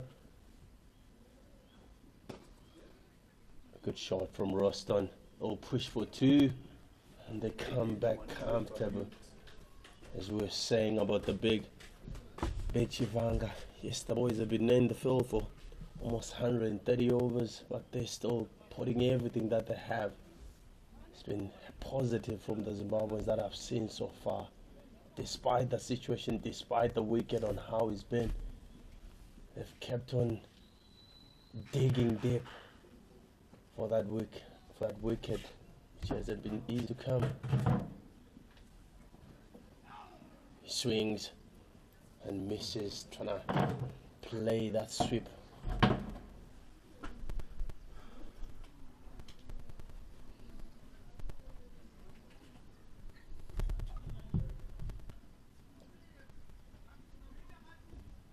Slow from Milton, pulled away from Roston Chase. That goes all the way for 6. And that takes him to the 80s.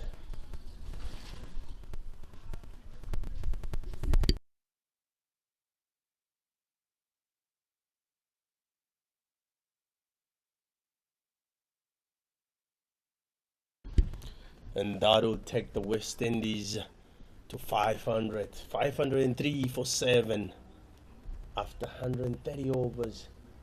Zim boys have been on the field for quite a long time, and they'll definitely want to see the back of Roston Chase. Once again, he drives very well to the man at the sweeper boundary. And Roston moves to 86, 14 away from another beautiful first class 100.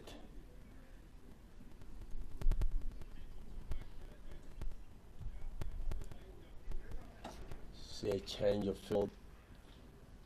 Captain Donald Teripano take himself from point to slip.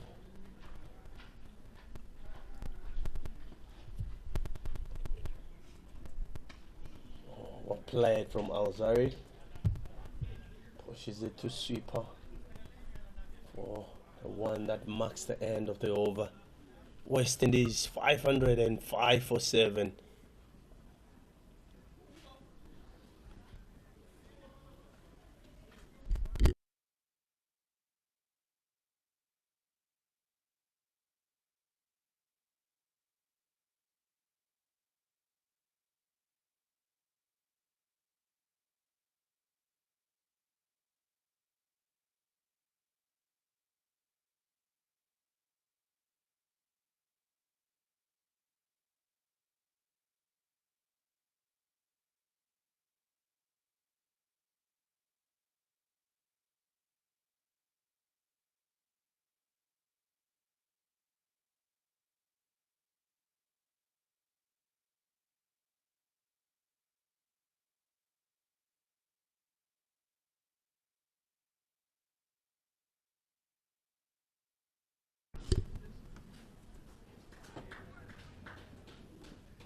Zari Joseph gets himself a boundary. Bit of air from Wesley Madeva on that occasion, and that's forced him to just drag it through that leg side.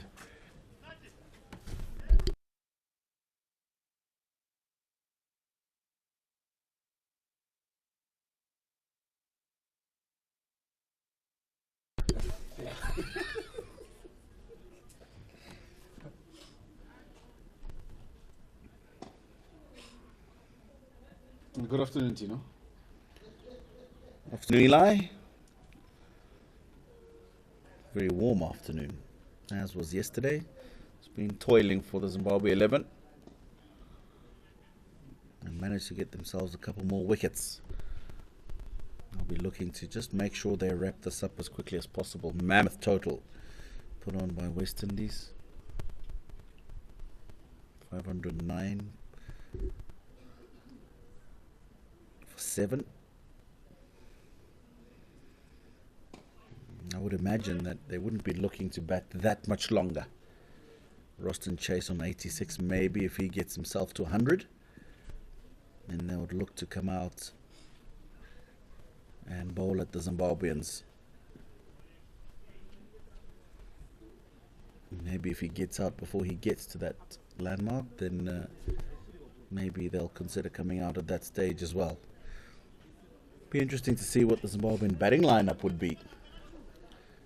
Definitely that'll be an interesting lineup to see, like you said. But so far I've loved the way in which the Windies have constructed their innings. There have been brilliant partnerships that they've had.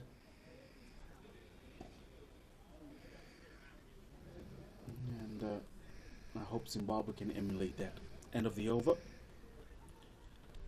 509 for 7.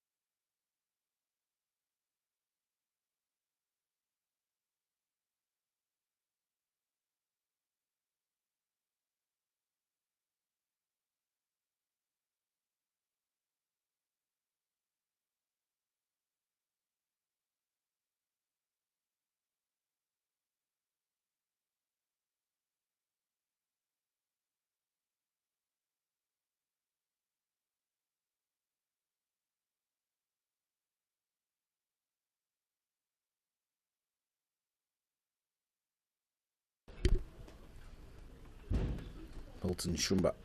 It was 12th over. A couple of wickets. Smashed away by Roston Chase. There's 3 fielders now back on the offside. Sweeper, very straight extra cover, long off, so difficult for him to get boundaries that part of the field. This time he tries the sweep shot. Doesn't quite get the connection he's looking for, but he'll get 1. It's been a brilliant performance by the West Indies batting lineup, from the top order, the middle order, and some of their all-rounders. They have a decent time out in the middle.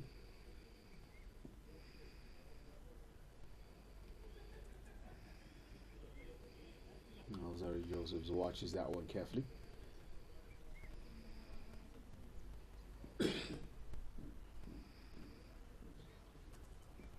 That's belted. And that's a huge one. And that's 6. Now Zari Josephs, we know he can hit a ball many a mile, and he does that.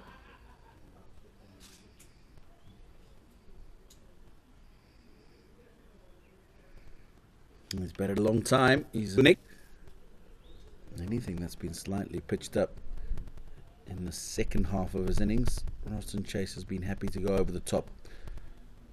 Saw beautifully timed shot off Carl Mumba as well over mid-on.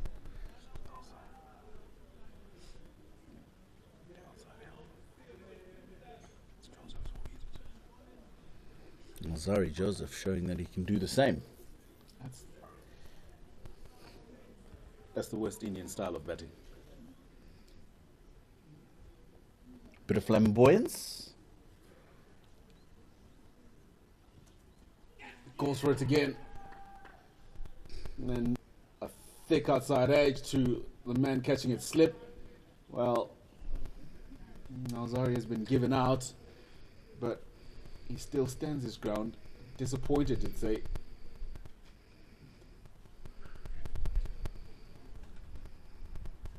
That's the wicket of Zari Joseph. And we are seeing the declaration happening. So Craig Brathwaite calls the ball is back, says that's enough. I think they have put a decent total on the board. Clear edge there to the man catching.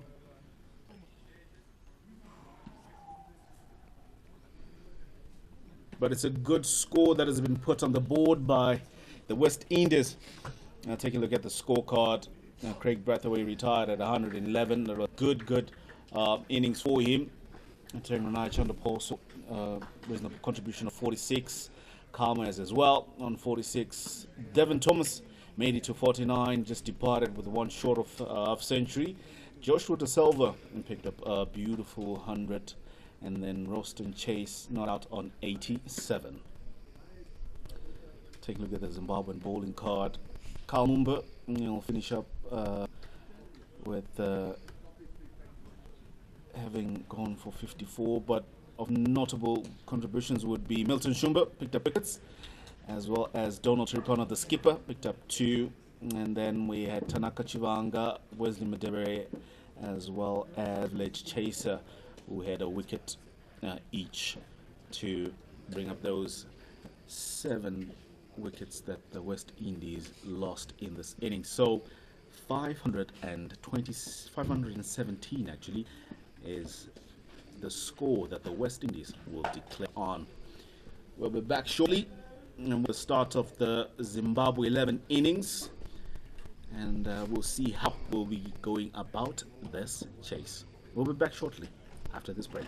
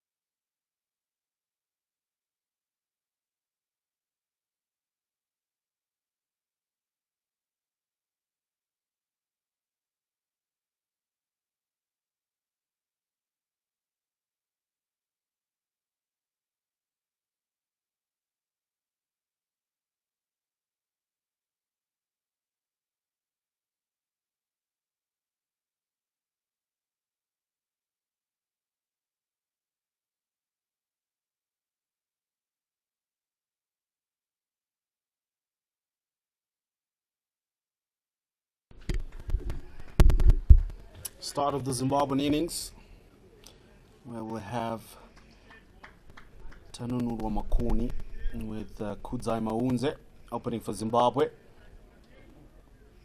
Makoni is facing at the moment. Meanwhile, opening the bowling for the West Indies from the golf course and as the much experienced Kimar Roach.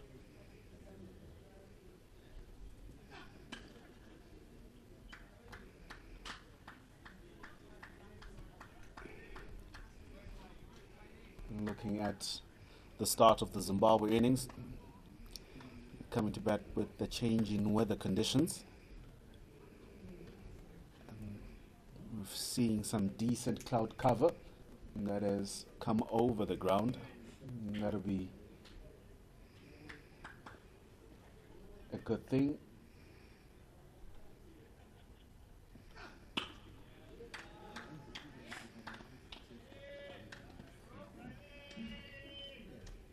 It's been a hot day, and seems pretty much unfair for the home team having to be there to bowl under the extreme of conditions, and then for our visitors it just becomes so gentle and welcoming.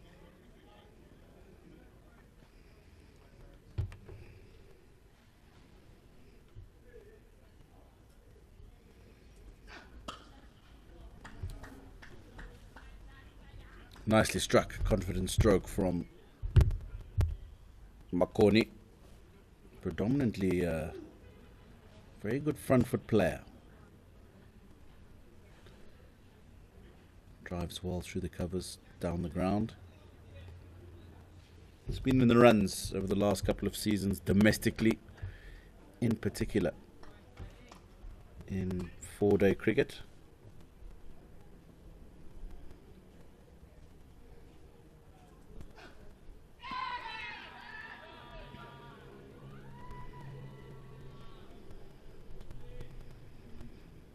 You can see the energy that the West Indies have out in the field. They're still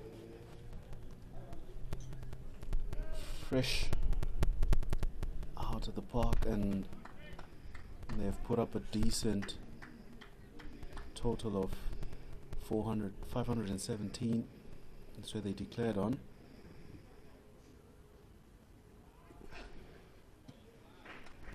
Nice work by Makoni, watching that ball closely as it was outside of stump, marking the first over, not for naught.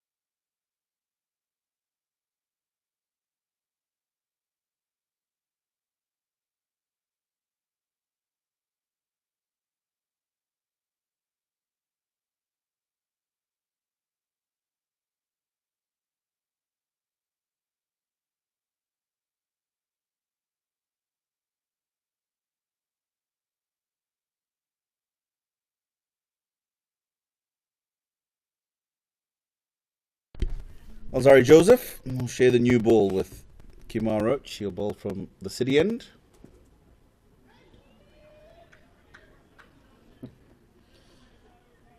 That's a good start, good delivery, decent pace, decent bounce. It'll be interesting to see how the Zimbabwe 11 openers will go about their business, looking that they were paying attention when Craig Brathwaite and Chandra Paul were opening.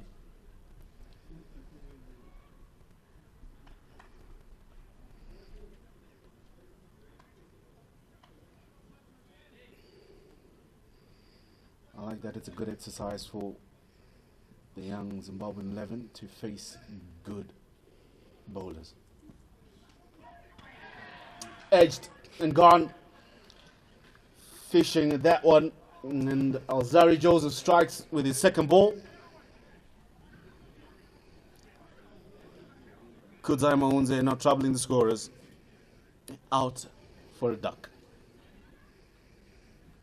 Yeah, probably just didn't get himself behind the line of the ball. Bit of extra bounce from Alzari Joseph. The extra pace is what's done. Maunze gets the outside edge. Good catch taken. Zimbabwe 11 lose their first wicket. That of Kudzai Maunze. It's not for one.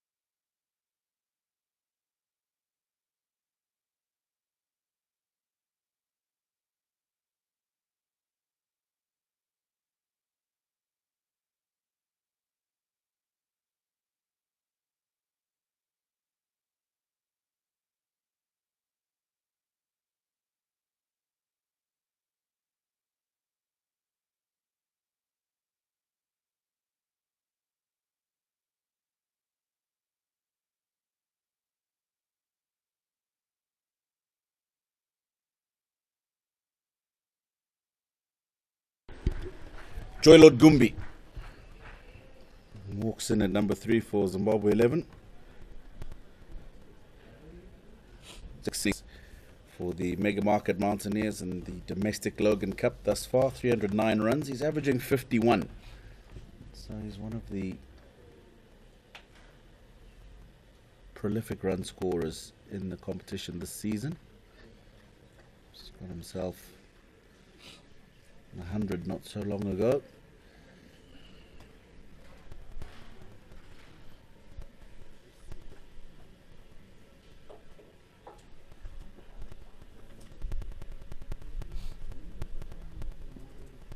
Shot.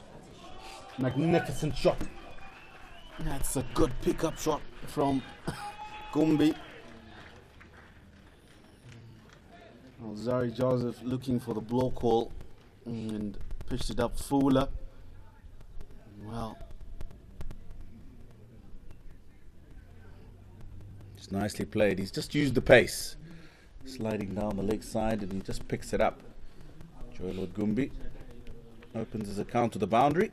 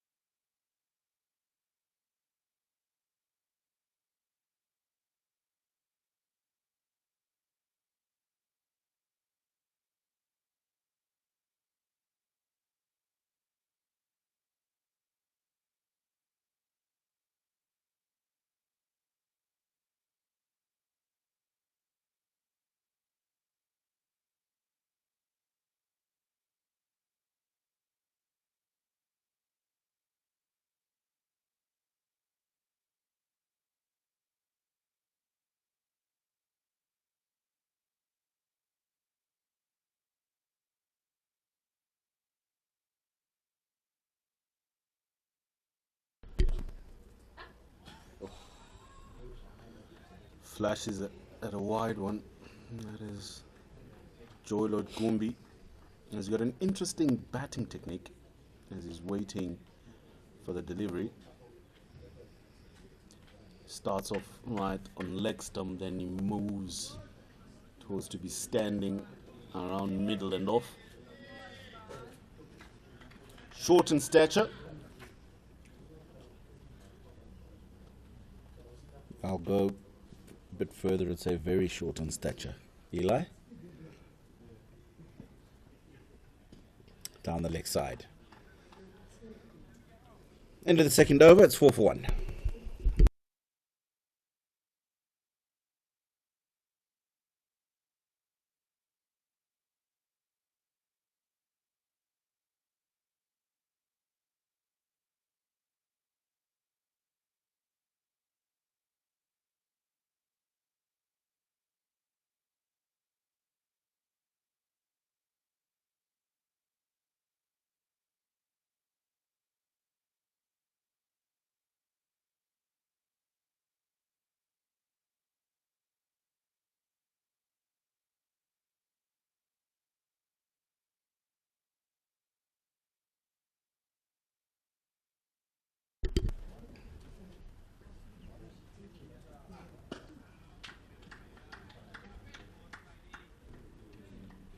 Makoni is solidly behind that one.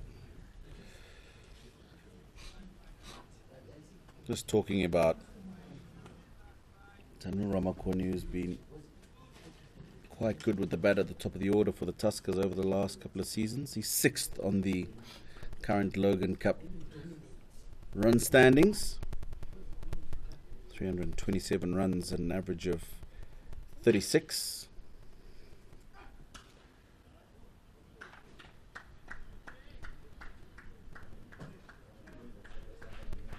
He's shown confidence in the strokes that he's played so far. He watches the ball closely.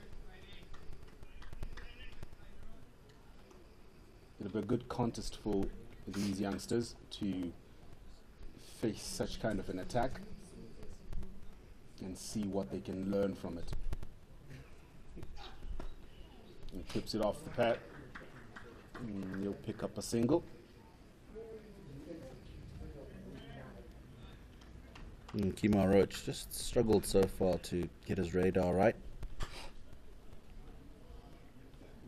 Genuinely brings the ball back into the right hand. Has just started a bit too straight today, I think. There's a breeze that's going from his left to his right, so that'll just aid his natural trajectory of the ball.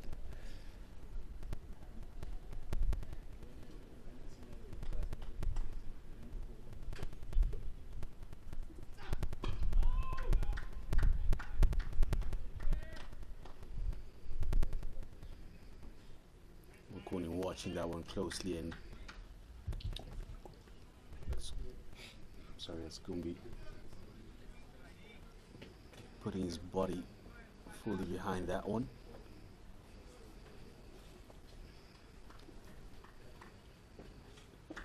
So far, the Zimbabwean openers for the 11, they've reminded me of the coach Stuart Matsakinyere back when he was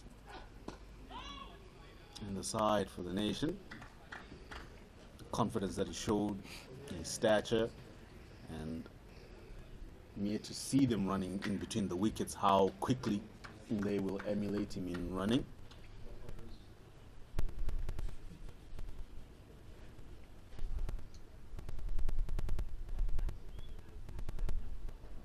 So, you know, in the conditions that we had yesterday, coming today with this one,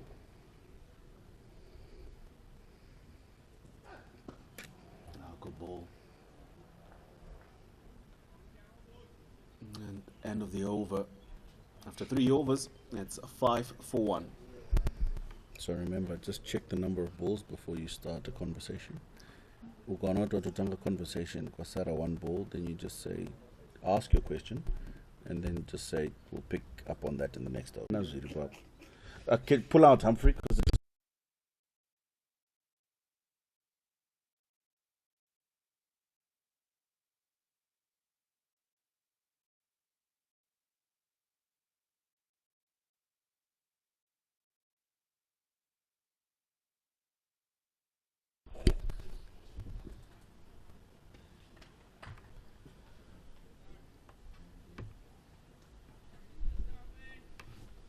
Eli, you're the local man. Tell us a little bit about those clouds and what we can expect.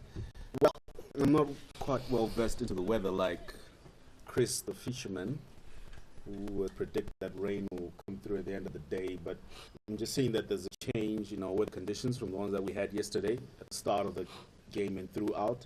And you, as a former player at this level, does it change how the game is played?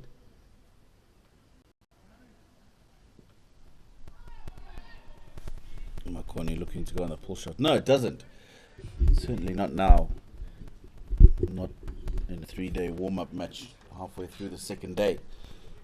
And really, this is more for the West Indies to get a bit of time, which they've managed to do with the bat in hand. Now they're going to have a bowl at the Zimbabweans and an opportunity for the Zimbabwean selectors to have a look at, a couple of names who've done well domestically, and hopefully if they can put their hands up here, get some wickets, score some runs, then they may get a look into the side. If not in the first test, maybe in the second. But conditions are fine. Pitch probably just a bit harder than it was yesterday because it's dried out a bit, and ball coming onto the bat slightly better today. You'd expect it anyway because of the pace of the West Indian bowlers compared to the Zimbabwean bowlers. But otherwise, this won't change the way or the approach that any of the Zimbabwean batsmen should have. You've got an opportunity really to bat a day and a half against some good challenging bowlers. If you get yourself a score, then maybe you can get a look in the test side. So wonderful opportunities for these young Zimbabwean players.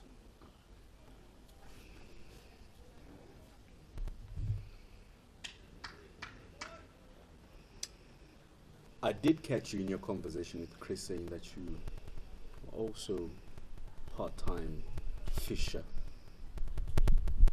Would you aid him in his prediction that we can expect some rain later on?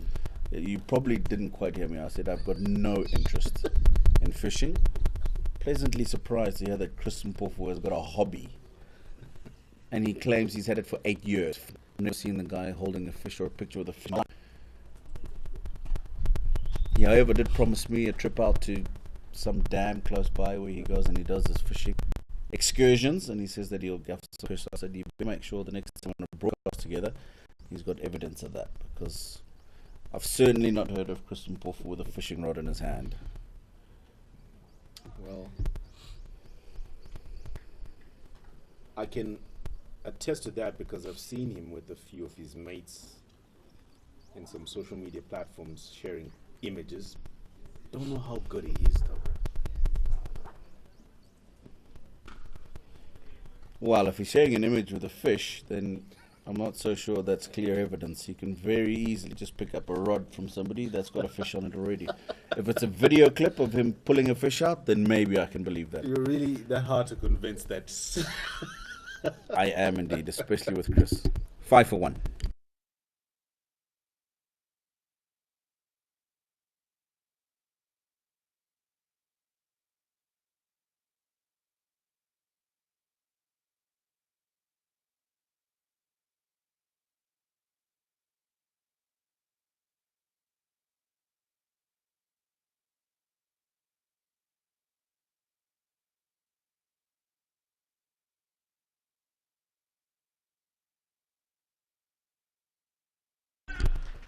Let's take this filler out. Run down to third man.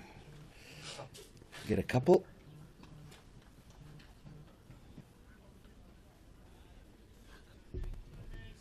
That was a well-played shot. He just leaned on the back foot and opened the face of the blade. Didn't try to hit it too hard, but he played it well, and they were able to run two.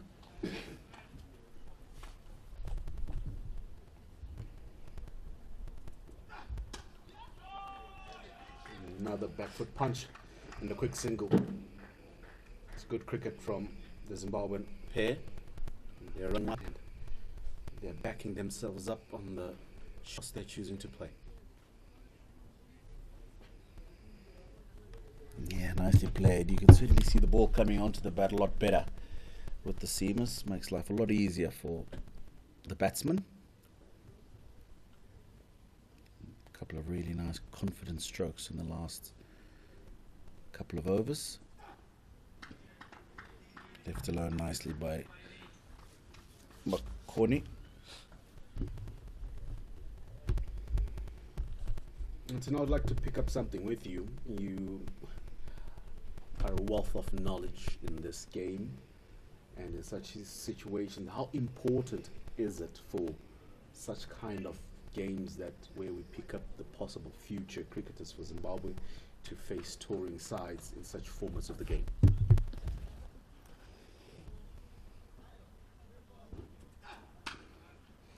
Well, it's hugely important. It's a very good question, Eli. I think we've spoken about Joy Lord, one of the top domestic run scorers, as well as Makoni. And they've not had an opportunity to be tested against world-class bowlers, against seasoned test bowlers. Azari Joseph, Kimar Rocha opening the bowling now. You'll have Jason Holder come on a bit later. Roston Chase as a spinner. So it's so important for Zimbabwe and the selectors to be able to gauge exactly where the players are at, after rewarding them for their performances domestically. I think it's crucial for them to be able to have an opportunity against top-class bowlers. It's unfortunate that over the last couple of years, Zimbabwe cricket hasn't played many test matches, so the opportunity to get this kind of experience for the players is very limited.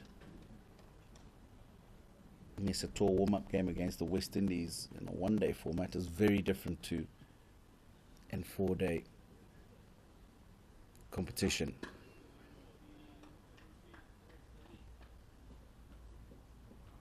We'll carry on with our conversation in the next over. It's 5 overs.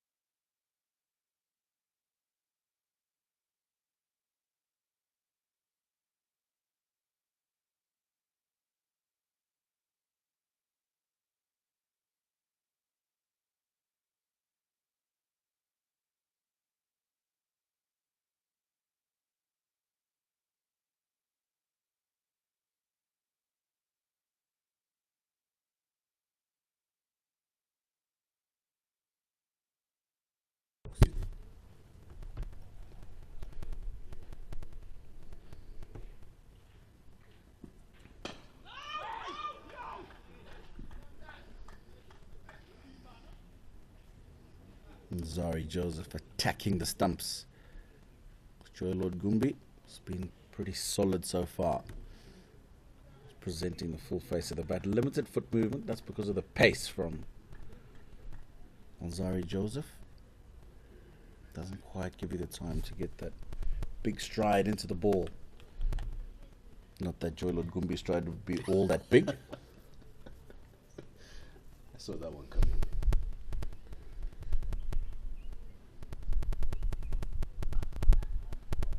Punch the back foot. Played well. And that's put in the gap. Between the man at point and gully. Run away for 4. Touch of class to this. Just uses the pace of Azari Joseph. No third man, of course. This early on in the innings, he knows that if he can just get that ball behind that backward point area, he'll get himself a boundary. So, well thought out by Joy Lord Gumbi.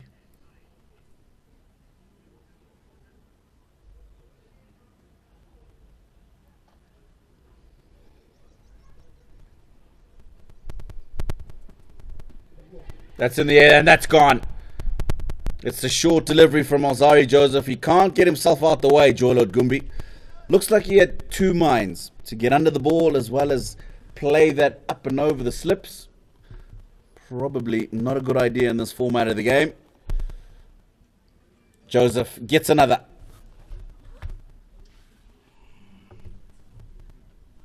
Azari Joseph picks up that wicket.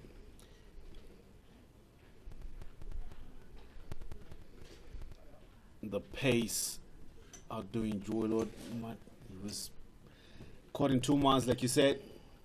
One, because of the way in which he was standing, he could not get out of the way in time. And he ended up just being caught in a tangle. And the wicket falls. 12 for 1. 12 for 2.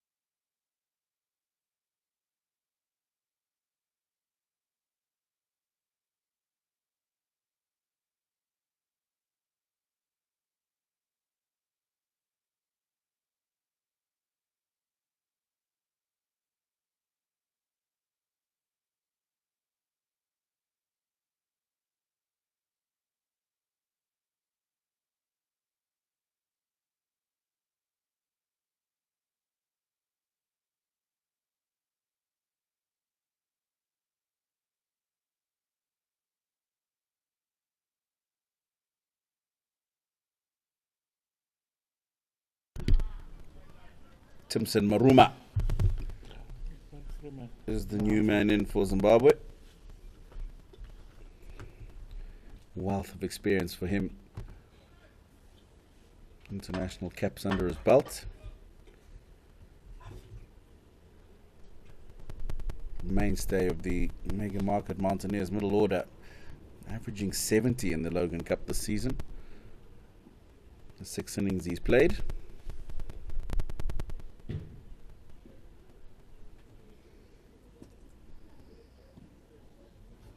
Constantly good performer for the Mountaineers over the years.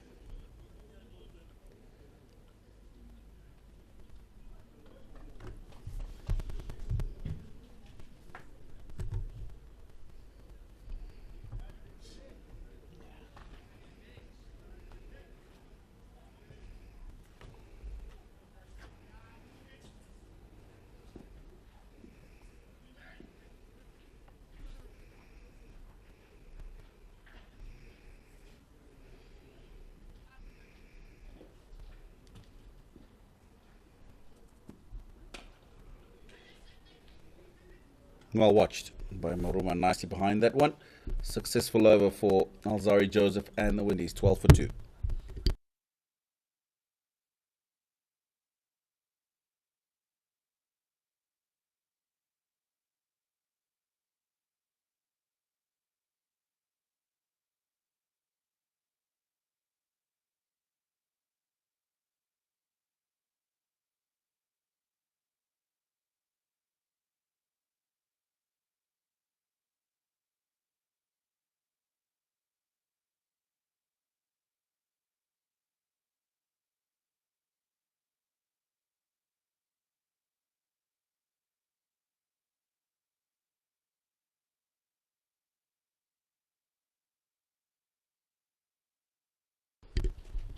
Looks to play the pull shot.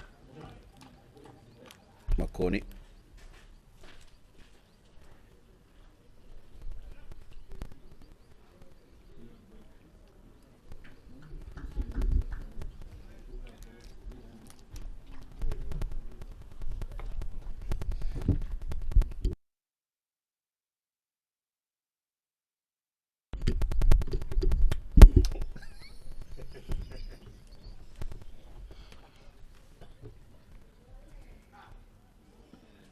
It's well watched, well bowled.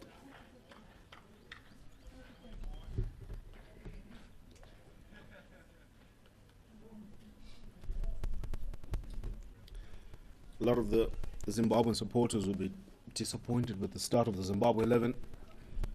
But I think the most important thing to note that this is a learning curve for the youngsters.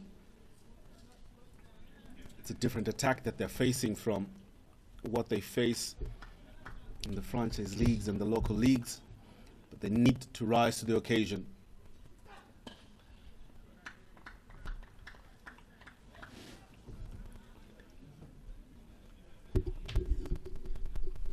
Opportunity there for Makoni to get some runs. Half volley.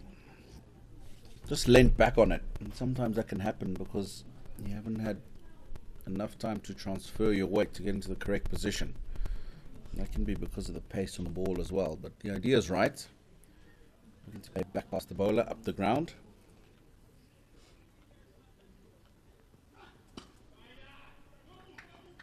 Better play. Well watched.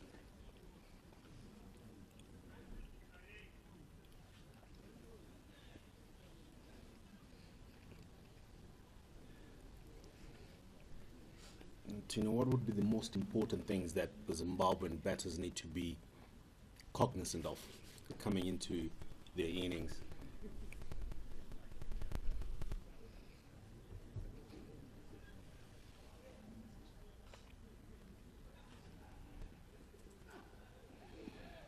I don't think it differs really from any other innings.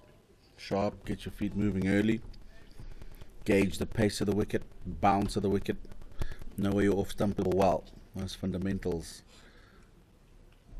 really don't change the way you start your innings in any format. Really should be the same, especially as an opening batter. Nice positive movements into the ball. That one's too full and too straight again. He's just turned it away down the leg side. So Makoni will get 4. Oh, now this doesn't look good. This does not look good at all. Sorry, Joseph was the man who came running around from the fine leg boundary. He's gone over that left leg. And we hope that he hasn't done himself too much damage.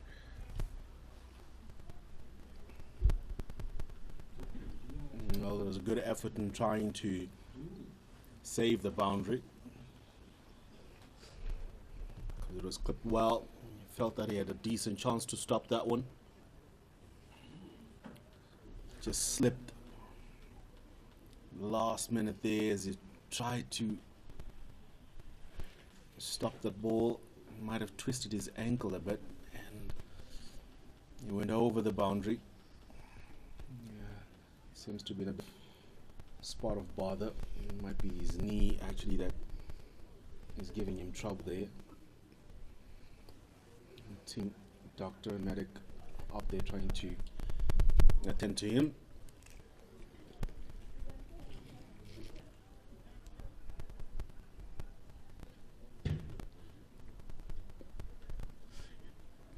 Yeah, we hope that Zari Joseph will be alright and he'll be able to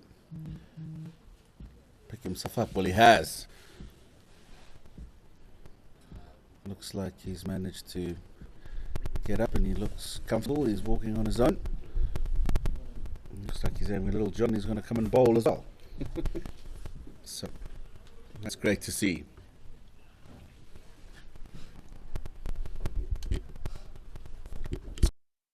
Players like him, you know, even at this level, they're throwing themselves around. It's also for the youngsters to see that no matter where you are as a professional, you do all the effort that you can, because saving the boundary, it'll still be more pressure on the batting side. Good effort, good play, good cricket. I do think maybe though in a warm-up match you can just pull back the barometer. You don't want to get yourself injured. And Tino, he didn't mean to slip. absolutely, no, I'm not saying in this particular case. Yeah. I'm just saying in general. I think the extra runs there had it gone before wouldn't have killed anyone. You can make sure that you look after yourself and ready for the big test match. But it looks like he's recovered quite nicely from that slight mishap. Big appeal, Alzari Joseph just indicating that he felt that that ball was too high.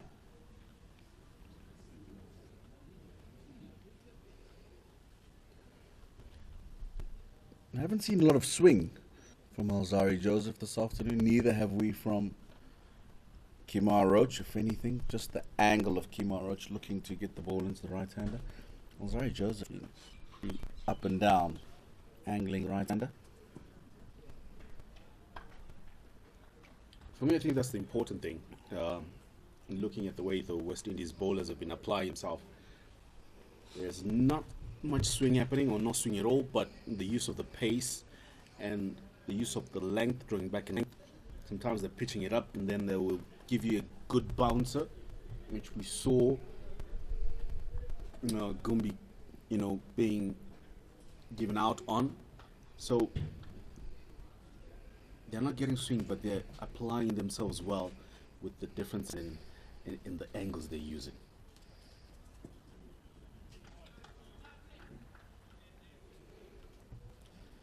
It's Makoni watching that one very closely and letting it fly to the wicketkeeper.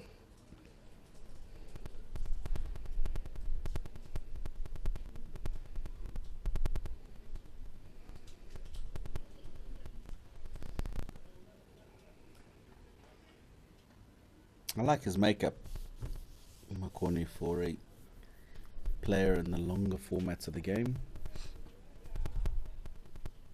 Happy to let the ball go by. He's very akin to where his off stump is. Has no problems taking his time and accumulating runs.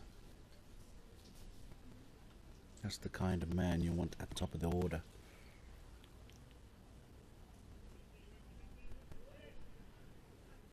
I think for me, the word that you used there that was key is accumulate. You work your way into attaining the runs. You don't look just to blast your way into getting a heap of runs, but you work for it.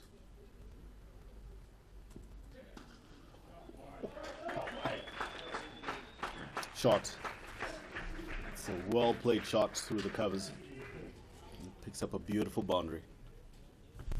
And that's what I'm talking about when I say very happy to accumulate his runs. We've seen him leave a few deliveries here. Now he's strong on the drive, especially through the covers. Look at that. Beautifully timed. Just waited for that ball to be over pitched.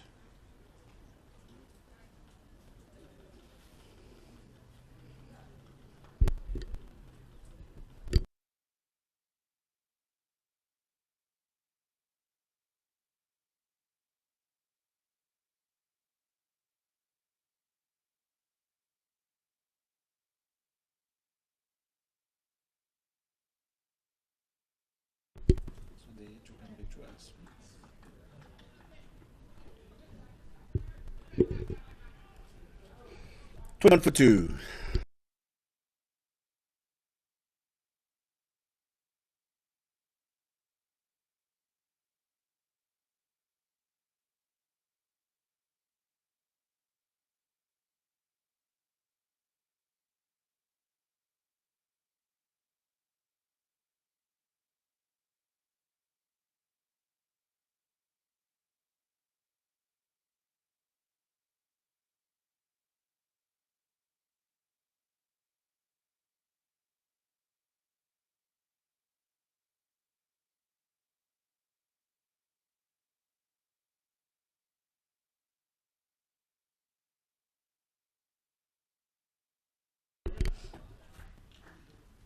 Maruma pulls that one away.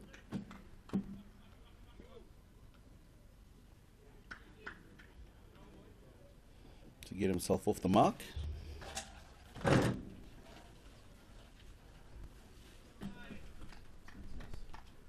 In good shape.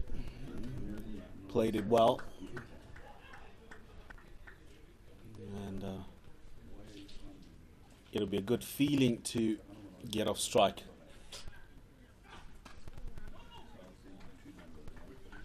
Makoni watching that one carefully and just punching it into the covers.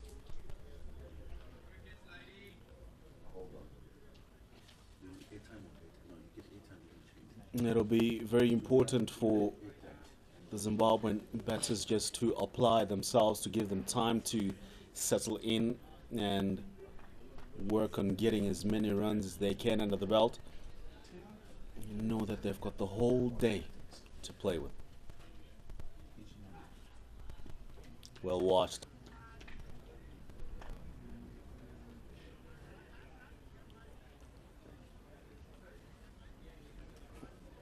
important thing would be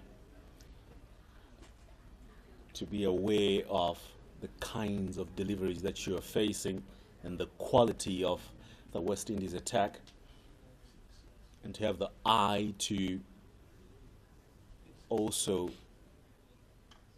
decipher the type of deliveries that you're getting.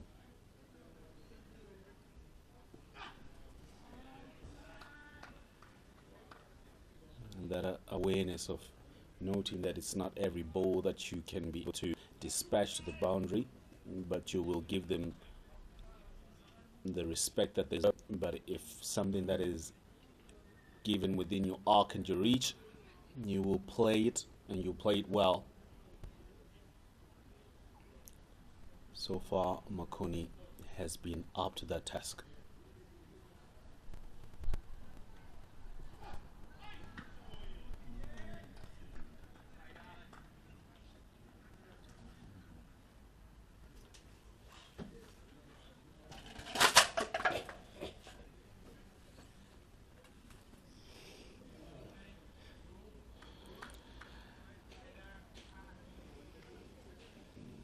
Another important thing for Makoni to also play the long game approach with the West Indies.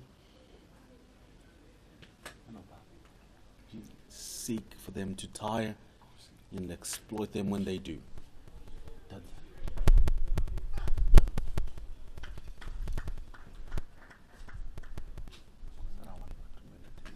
End of the 5th over, 22 for 2.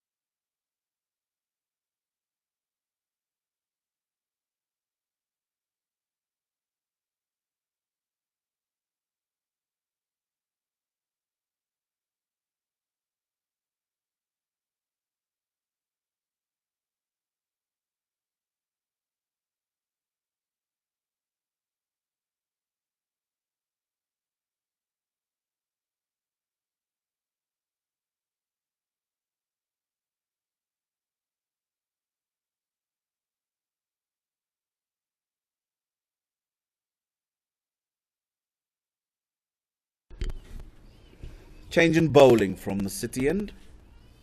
Zari Joseph, the man who took the 2 Zimbabwean wickets, will take a break. Shannon Gabriel for the first time. Played. Bit of width. It's slightly on the up by Timson Maruma. The outfield's quite heavy, so it won't get to the boundary. They'll come back for 3.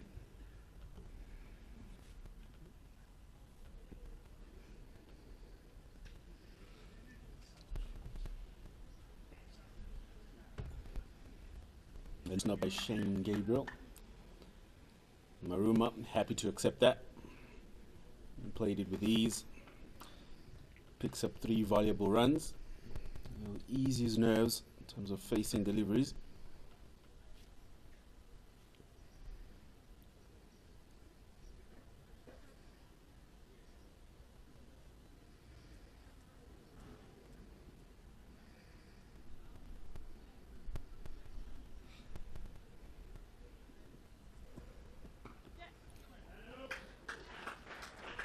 With this time Makoni off the back foot. Just cuts that away through the kitchen sink at that. A couple of looseness from Shannon Gabriel.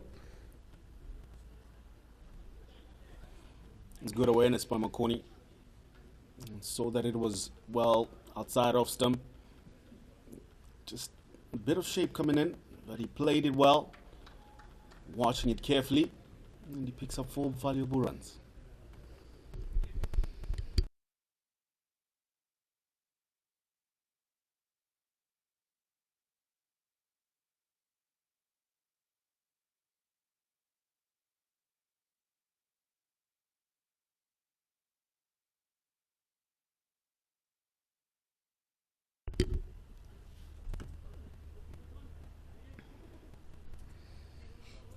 Be buys down the leg side.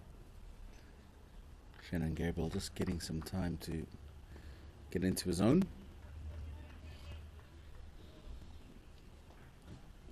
That's good cricket awareness from Maruma for me. Saw that his counterpart hit the boundary. There's an opportunity for a run. They take it and he gets off strike. That strike rotation is very important because you're allowing the bowler now to think and come up with a different approach because a different batter is now at the crease.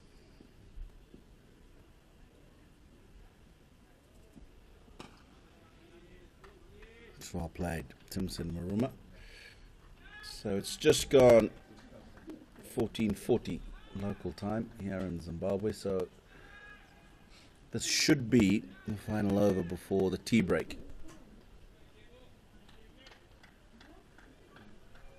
Zimbabwe would have loved to have gone no wickets down to that break.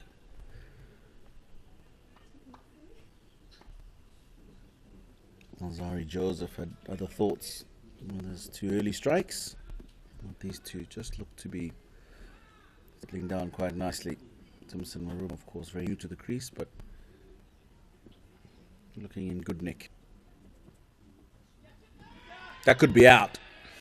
Could be out. The umpire, Chris Peary, walks away.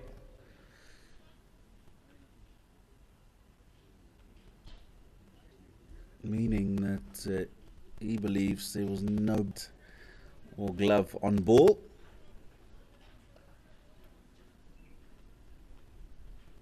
Well, there wasn't much of an appeal from the bowler himself.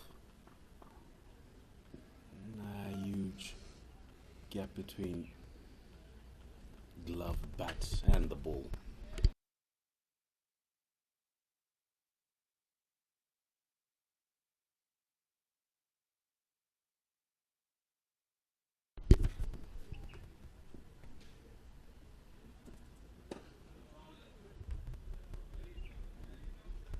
Well watched by Maruma.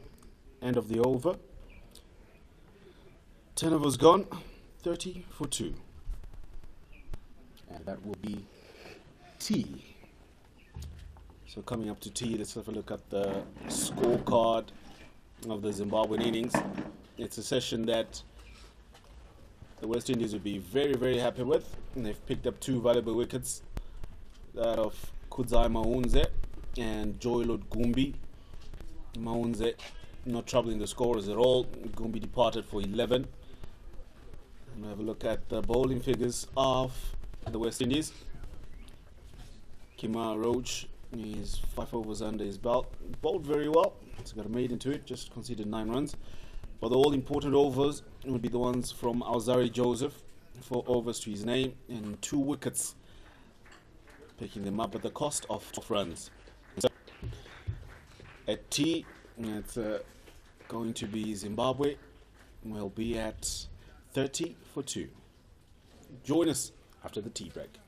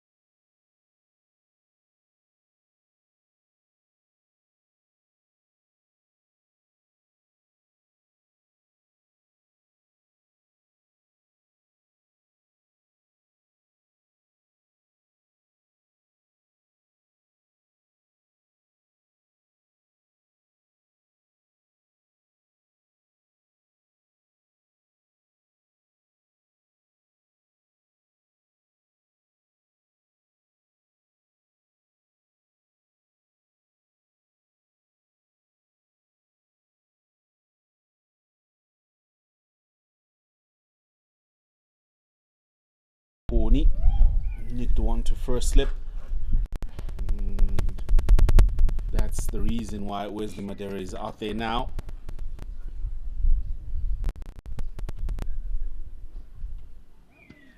Kalme has been a tricky customer at international level. He's got a knack of picking up wickets every time he comes into the attack. It's very good to see from Kalme, as you said it. He's got a knack of picking up wickets, and he's done that and they straight away getting a beautiful outswing to nick off Tanu Makoni. Well played by Wesley Madera. He just realized that if he's getting that swing, that marks the end of the over. Zimbabwe 30 for 3 after 11 overs. Alright, there will be also, after the break, there's a change in bowling from the City end. That will see the tall lad, that is Jason Holder, coming into the attack. First is, I think, the only man in the park right now who's as tall as Jason is the man that is sitting next to me. It's Christopher Mpofu. Very tall lad. Let's see how he operates from the City end. That will be declared a dead ball. It just slips from his hand as he was trying to deliver that one. What happened there, Chris? Oh, like he wasn't gripping it a bit firm there. You see that again from Jason. He was about to gather. The ball just slipping off. Yeah, you'll have to restart.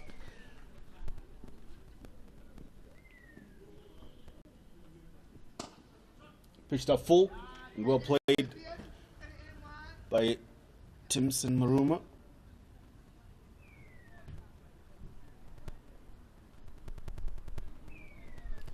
This will be good for Timmy Maruma, who's a proper seasoned vet for Zimbabwe. He's played quite a lot of games for Zimbabwe and a lot of games for the Mountaineers, and he'll be looking to bat long and send a message even to the selectors that yes, I am even ready to play the test match. Beautiful shot. Clips that one off his legs just for one round. Very good fielding from young Chandapol. Jason straying onto the legs of Timmy Maruma. Good balance and just punches that one for one.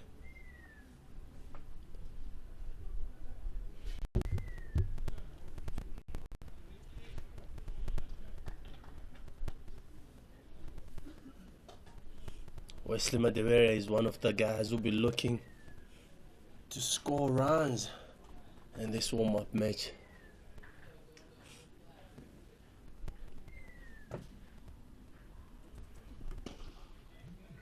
Wesley showing his face of the bat as he plays that one straight.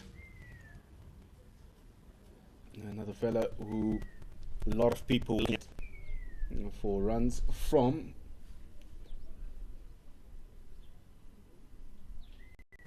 He's a very good batter. He's got a decent strike rate. He's got a decent eye of watching the ball.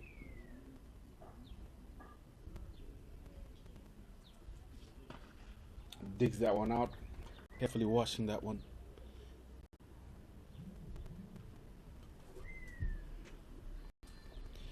So this should be looking to reconstruct the Zimbabwean innings. They've lost 3 wickets at the cost of 31 runs. And that's after the West Indies had piled up runs at 517 in the day and a half of batting that they had.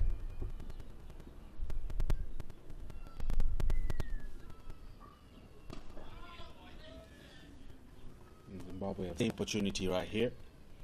It will all be how they choose to apply themselves, how they choose to reconstruct their innings.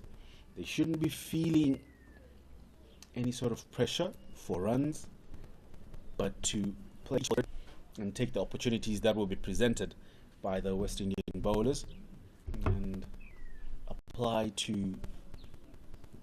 themselves in this long format of the game. Shout for LBW, and given. Jason Holder strikes. Wesley Madere will have to take that long walk back to the pavilion without troubling the scorers. Zimbabwe 11 find himself at 31 for 4.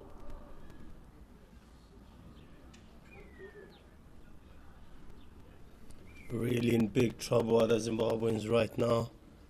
Wesley Madere, one of the batters that they were looking forward to seeing him score runs, he's going back to the pavilion. And that marks the end of the over from Jason Holder. That is 31 for 4 is Zimbabwe. The way Wesley was out, he was caught trying to play it onto the back foot. That one keeping low and coming in seemed to be an off cutter. That Jason bowled there. Wesley Madere given LBW out. Zimbabwe 31 for 4.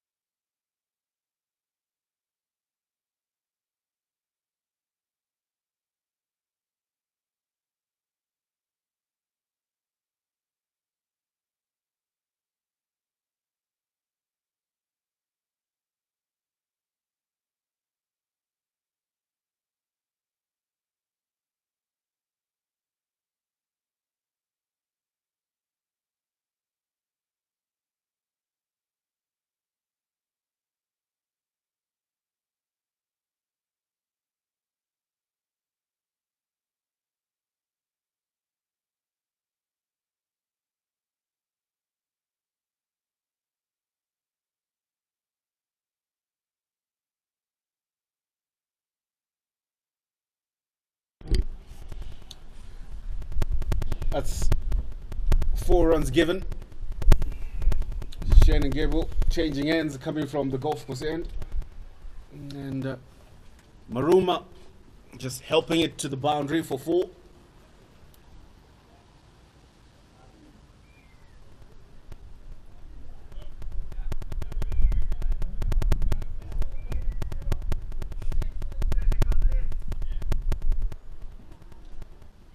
That's a big fella, Shannon Gabriel.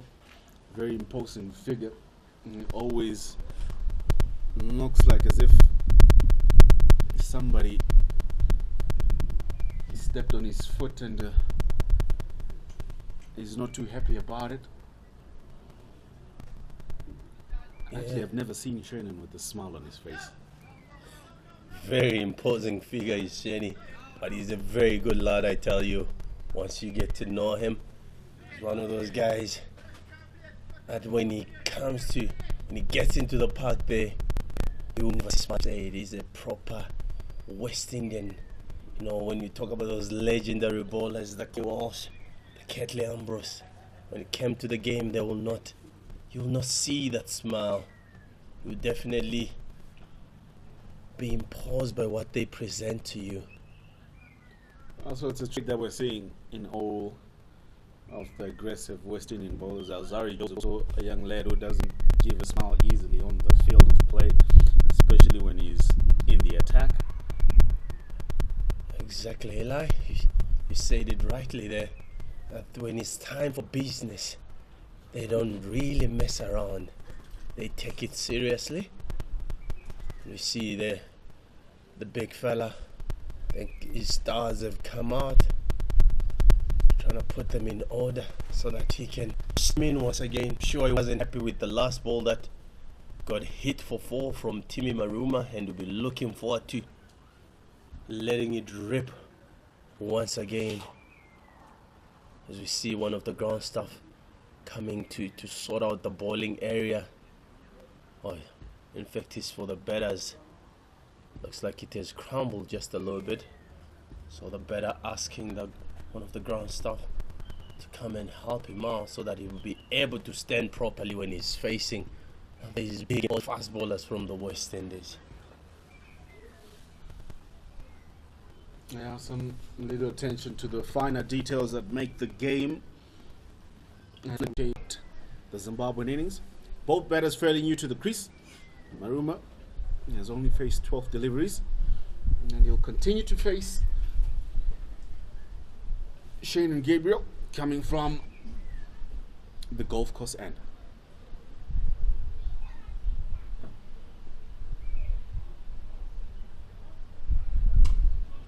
A good play, punch off the back foot, watching it carefully. This will definitely be a good contest. Timmy Maruma loves the ball coming to the bat, and Shannon has got that pace that you will love.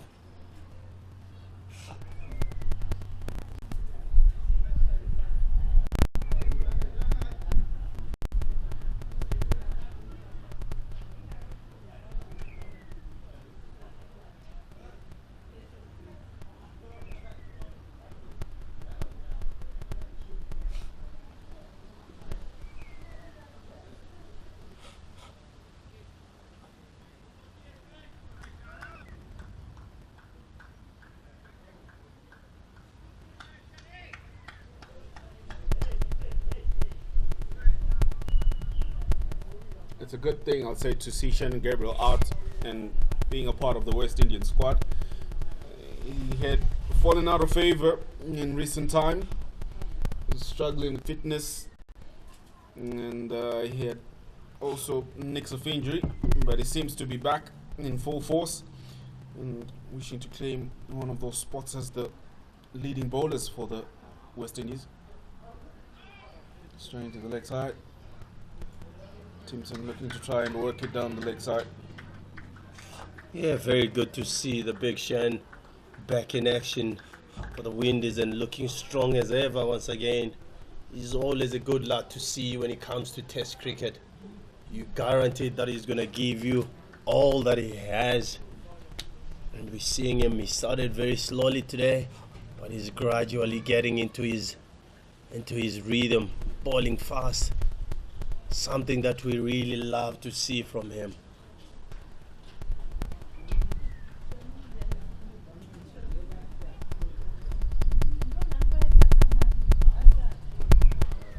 Good ball. Aiming for the block hole, but well played by Maruma. Carefully watching.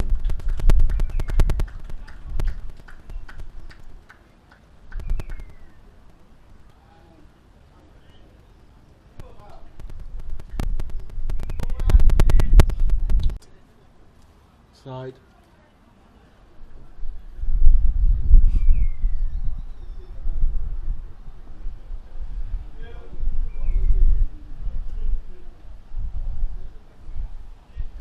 End of the over.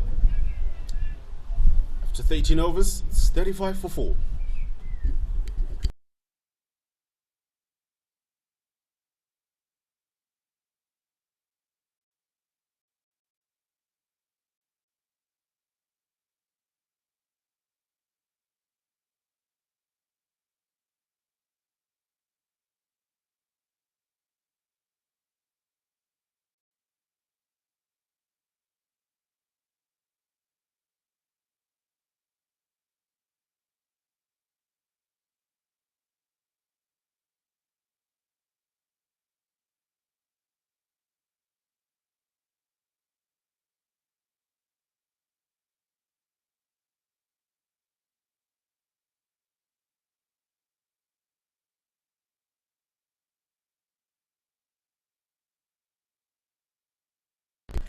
Jason Alder to continue from city end.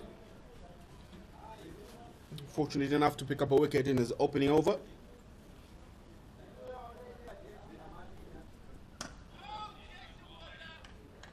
He's running with ease. Does not seems to be putting that much toll that big lad. using the height advantage that he possesses. So that will be of key importance to see how he applies himself in these conditions. Well-seasoned player.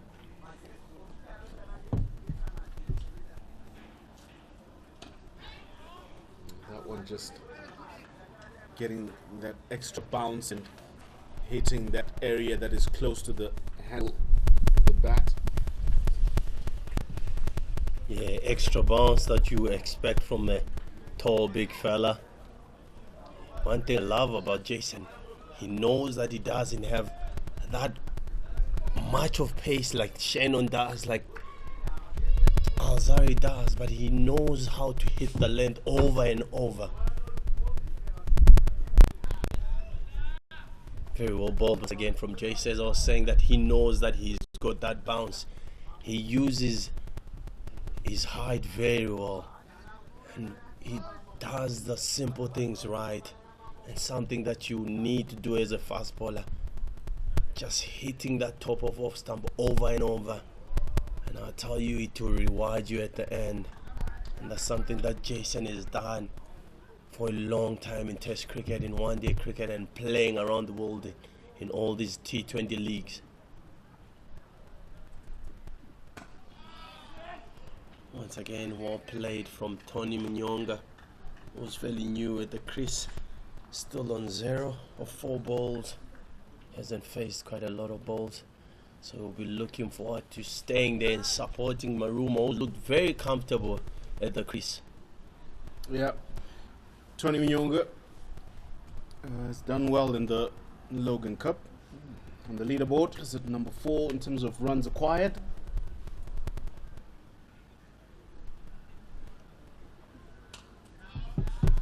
Beautifully bowled once again and played by Tony Munyonga. Looks like Big Jace keeps probing on that length. To be very important for the Zimbabwean batters to just take their time and know that they have got the whole day, not just bat and bat.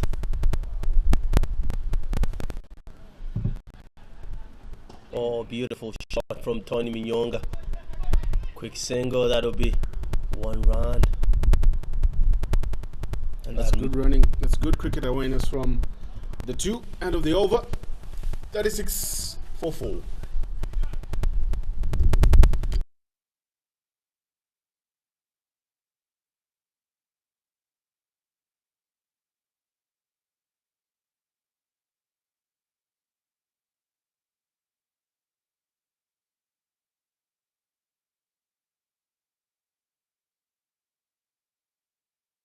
Talking about his performance in the leaderboard of the Logan Cup. He's got a decent average so far, and he'll be looking to try and improve it in this first class game. That's uppish and taken. Shannon Grable strikes. A leading edge to the man at mid wicket. Easily taken by Roston Chase. Zimbabwe 11 crumbling at the moment, and they lose the 5th wicket. It will be 36 for 5. Yes, Zimbabwe in deep trouble as we speak. 5 wickets down for 36. And Melito, who's coming from a brilliant 100 that he scored a few days ago against Midwest Rhinos, will be looking forward to piling the runs once again against this strong bowling lineup from West Indies.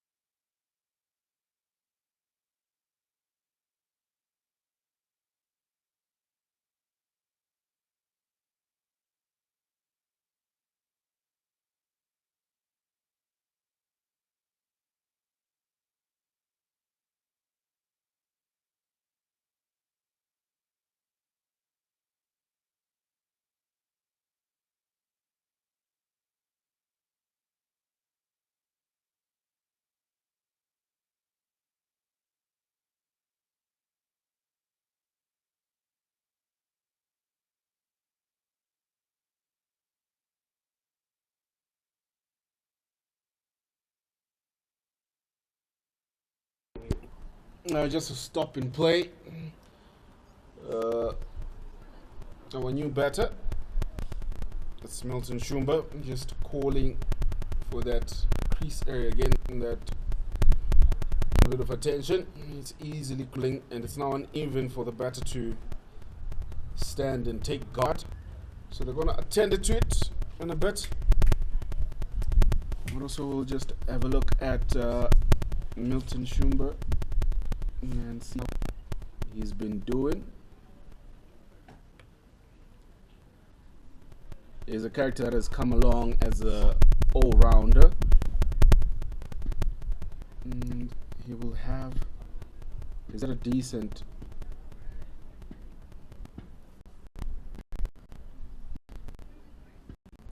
test career or first class career, that Milton Shumba, and he will definitely be one of the few people that is left, and I'm looking to sort of give some sort of decency to the Zimbabwean innings at the moment, and that is well in disarray, and will get people in all sorts of worry at the moment.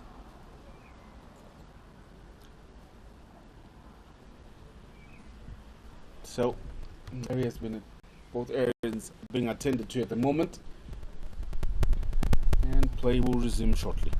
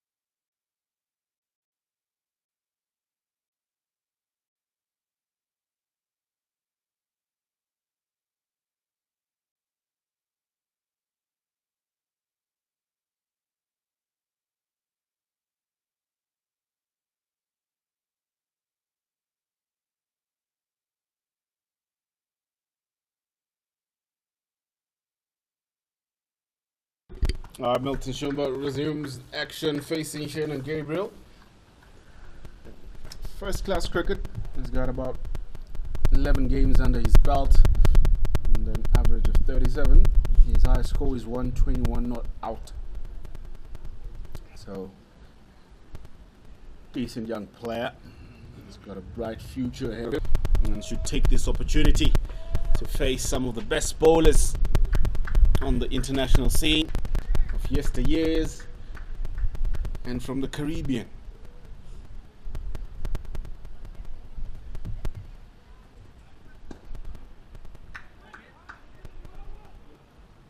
Quick single ticket, and he gets off the mark.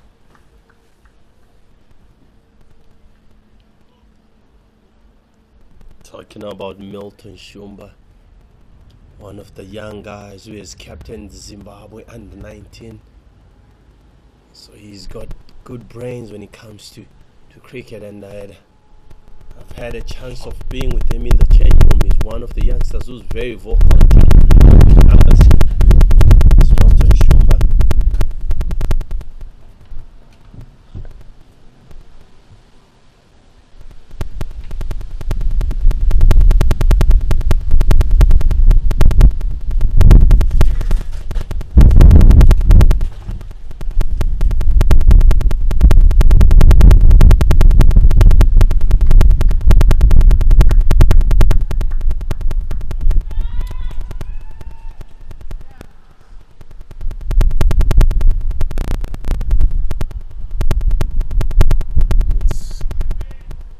Good time for the West Indian bowlers to be out on the field of play. It's not too hot anymore.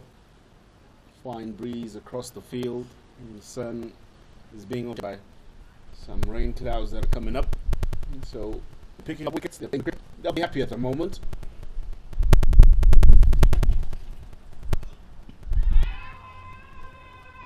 A shout of they'll be like, it's just from one fielder. And Shannon quickly turns away. I'm not interested.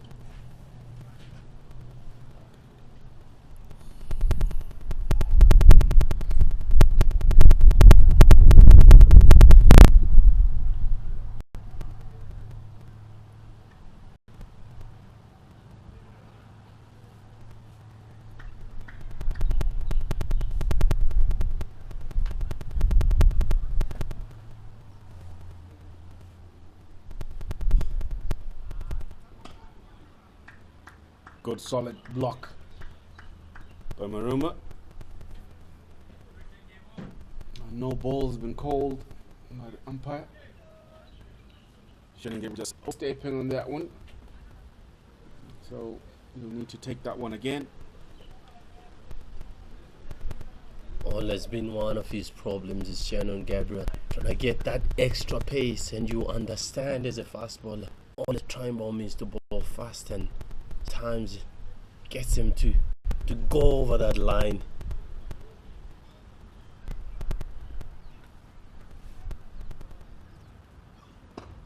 Pulled away. And that'll be 4 runs. Well watched by Maruma. Didn't try to hit it too hard, but just worked the angle and helped it on its way. End of the over. 42 for 5.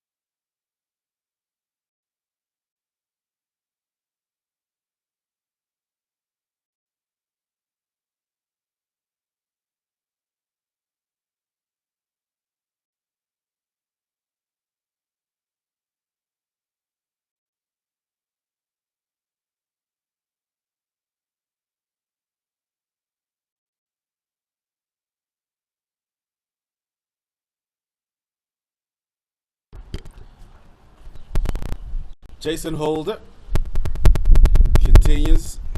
Is that a good start to his spell? He's picked up a wicket and has only conceded 2 runs so far. Former captain of the West Indian side.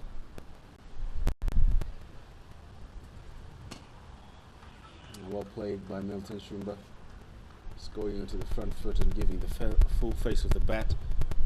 And as I was saying, that Jason Holder is a wealth of experience. He was tasked to lead the side at a young age. Did well. And he continues to improve as a player.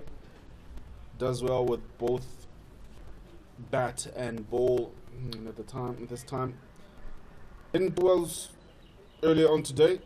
Didn't trouble the scorers that much, but now he's done well with the ball. Well played.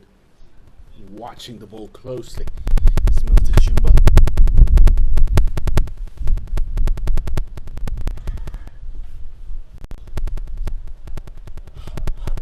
It will definitely need to build for Zimbabwe. They really have to build. Top order is gone. They just have to start building. Zimbabwe will look for not to losing another wicket at the end of the day.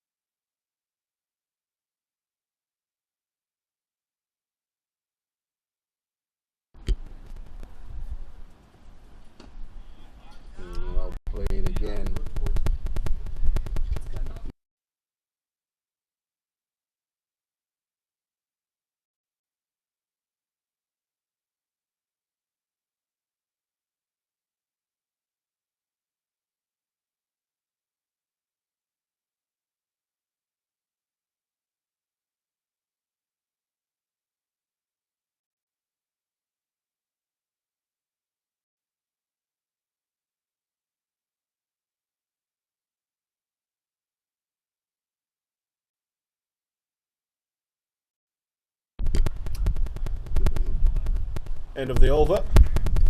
42 for 5.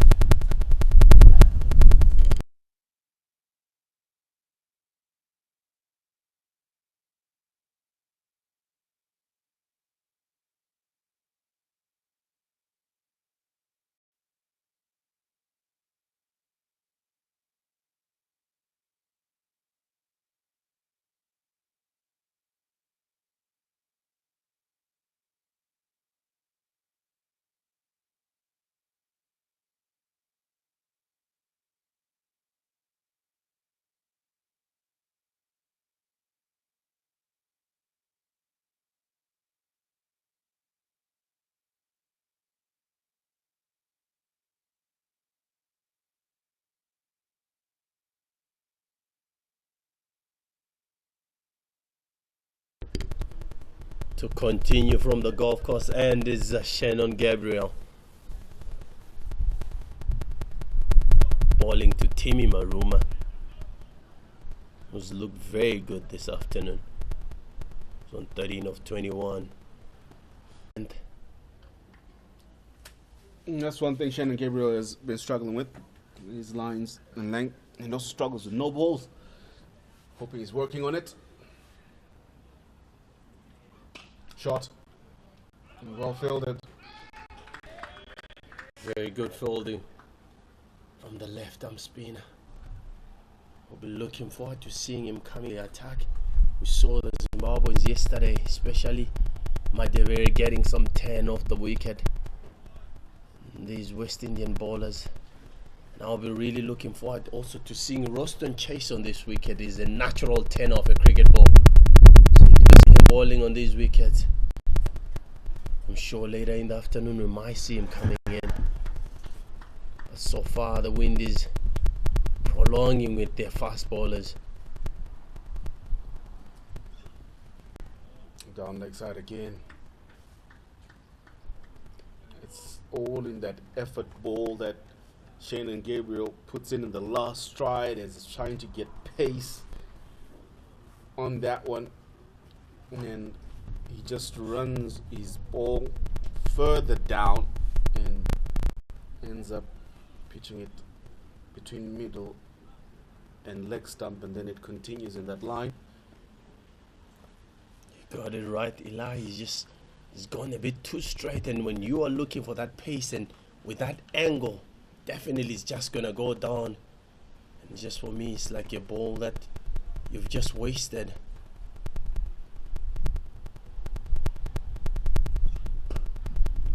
Better, straighter.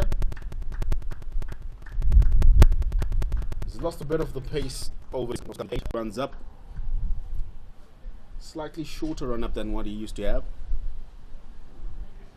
And the strides that he's taking, they're not as brisk as they used to be. It all comes with the game and the format and territory, the nicks and bruises from injury. He's looking to get back.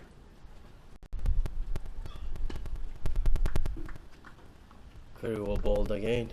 As you were saying, that'll marks the end of the over. It's 42 for 5 after 17 overs.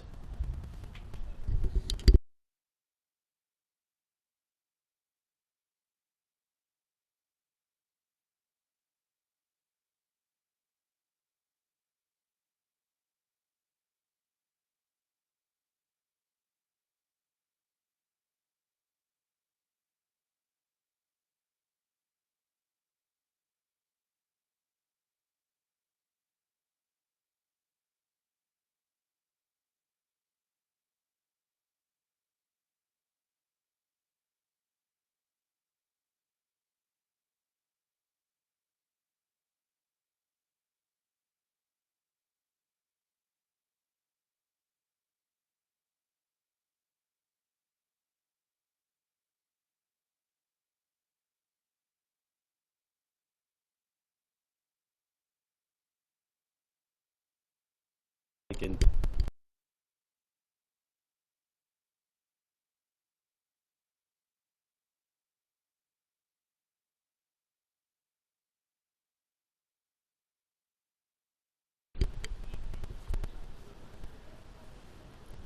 Big Jace continues from the city end. He's looked very good.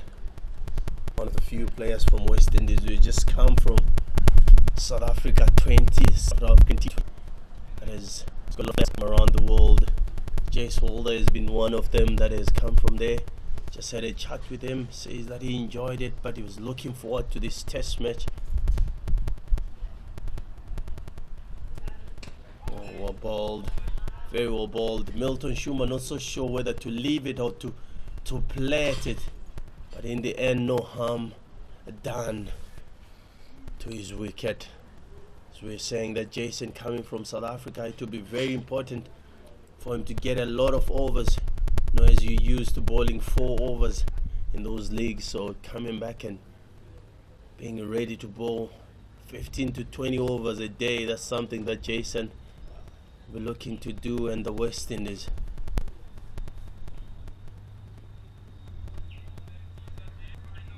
Very well bowled again.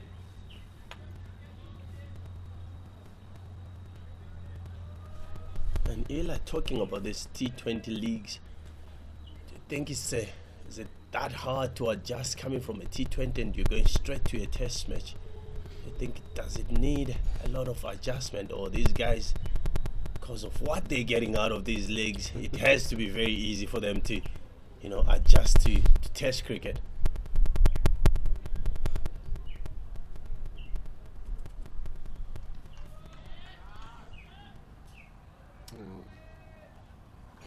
It takes a lot, but in terms of adjusting your mindset, because you have a lot of things to think about, the way in which you are attacking the conditions in which you're playing. So there definitely is a big difference that you need to adjust with red ball cricket being different from white ball cricket.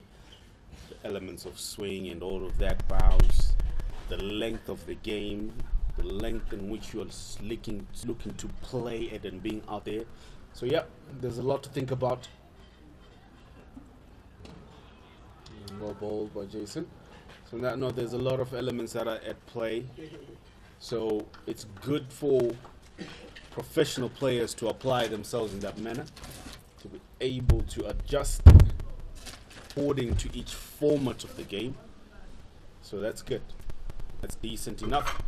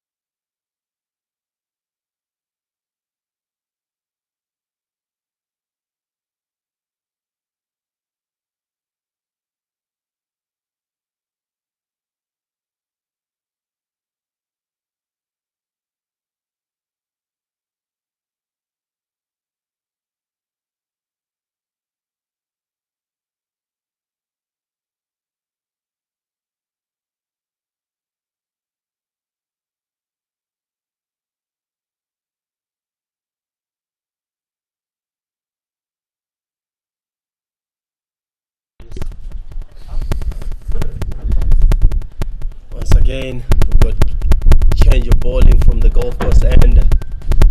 Kima Roach will open the bowling early on. He comes back. Not so sure, maybe you might get some reverse on this wicket. Just looking forward to seeing how it goes by with his business. We see a bit of change in the field. Quite a few guys on the leg side. That tells you that he's gonna bowl just a touch straighter. There's no more point.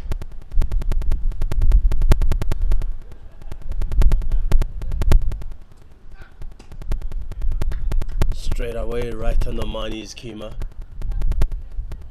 He's been a consistent performer for the West Indies. When you consider his age, but he's a professional cricketer, applies himself well, a wealth of experience, and they will continue to look to him to be a wicket taker. He had a good spell in his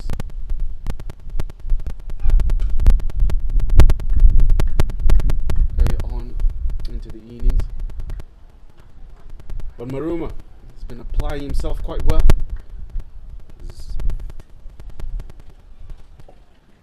definitely in the game. You can see with the way that he's applying himself, how he's talking to himself, which is something that I would want to ask Tino when he gets back on. The technique behind that.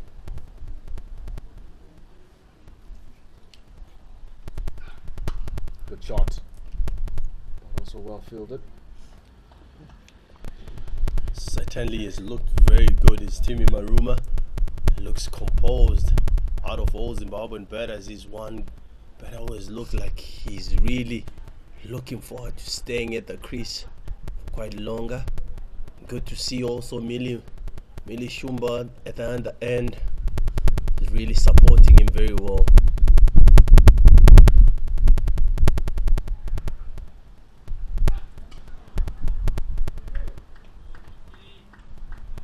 Talking of experience, Kima is a proper veteran for the West Indies. One of the bowlers who's got more than 250 test wickets, so those numbers, they'll tell you a lot about the fella.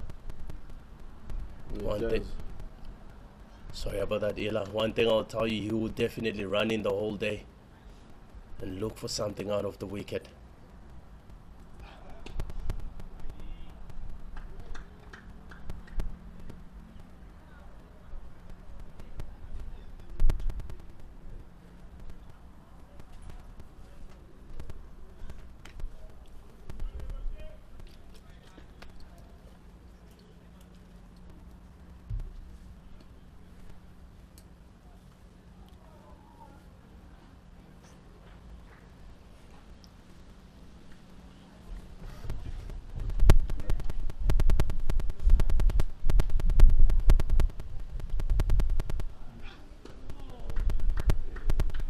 Very well bowled once again from Kima.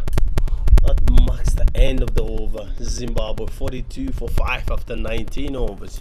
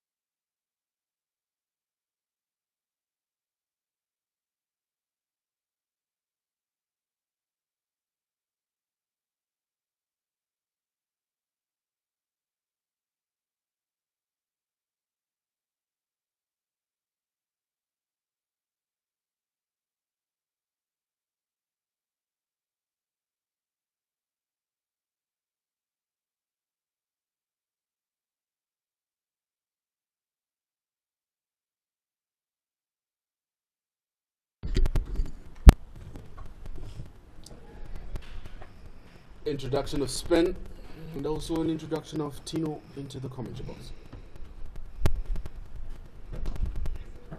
Played into the gap by Milton. Look to pick up 3, but they'll only be able to pick up 2. Shane and Gabriel having to retrieve that one.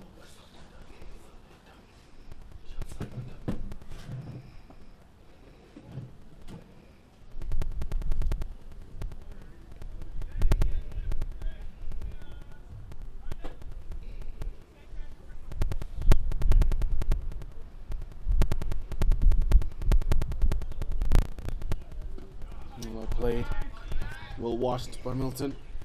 I'm watching that one closely.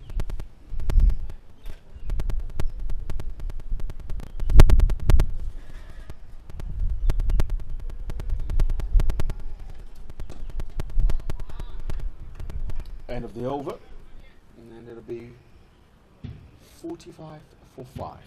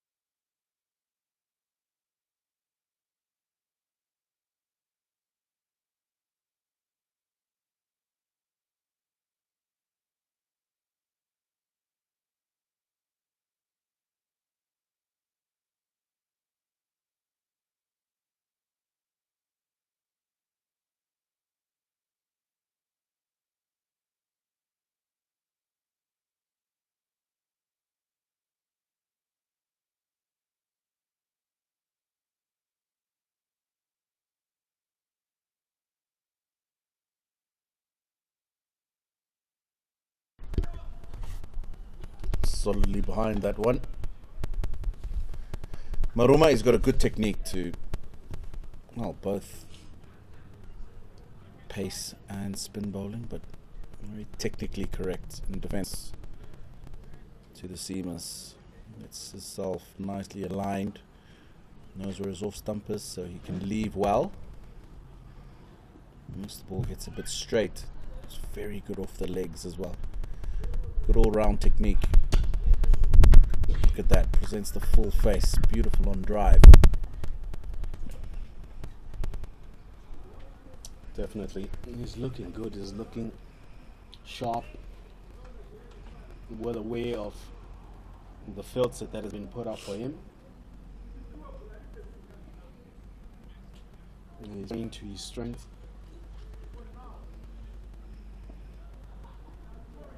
You can see that full face of the bat. Just taking a look at the clouds that are building up at the golf course end there. You can see some streaks of lightning. So Tino the fisherman was right. Or No, the fisherman was not right. He lied. There's been no rain yet at the Bulawayo Athletic Club. If there is, by the time end of play is called today, then he would have been right. Yes. so what? It needs to rain before play ends At BAC. at BAC. That's what he said. Not in Bulawayo. I don't see rain anywhere else. I see lightning. Lightning isn't rain. Full and straight, attacking the stumps again. Kemar Roach. It's forcing Timson Maruma to make sure that he's very correct in how he plays that ball, making sure he's not falling over onto the offside. He's got a catcher in.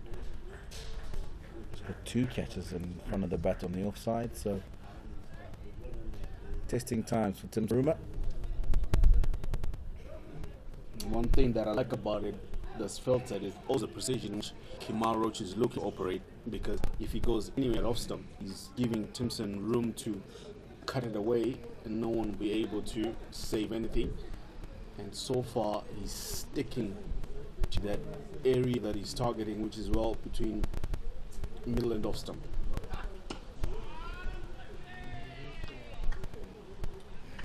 And Kemar Roach just showing his experience now at this level. He struggled with getting the ball in the areas that he would have wanted earlier on. Probably just a bit too much swing. It's a breeze that was going across his left shoulder, but he's come back in this spell. Ball probably not got so much on it anymore in terms of shine, and he's now just operating wicket to wicket. That gap, they pick up a single.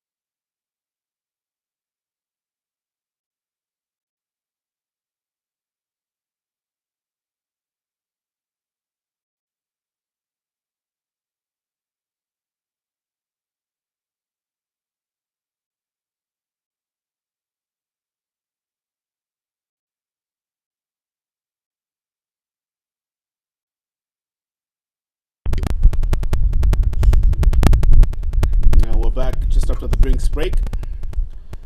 Lovely to see people out and about watching the game. Some are taking a little bit further. See some bright stands out there. A few camp chairs and drinks.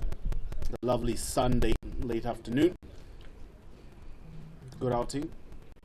So definitely it's a place that you can bring your family to enjoy the good game of cricket with drinks and obviously meat. Back to the action. Multi will continue from the city end.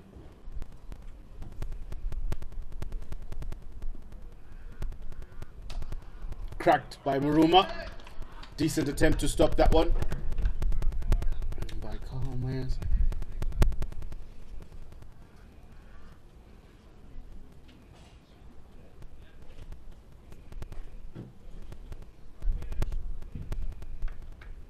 Morty, the left arm spinner, bowls at a very, very quick pace, and love to see how much purchase he gets off the surface. Milton Shumba dances down the wicket and hits a magnificent six. Brilliant catch out in the crowd there.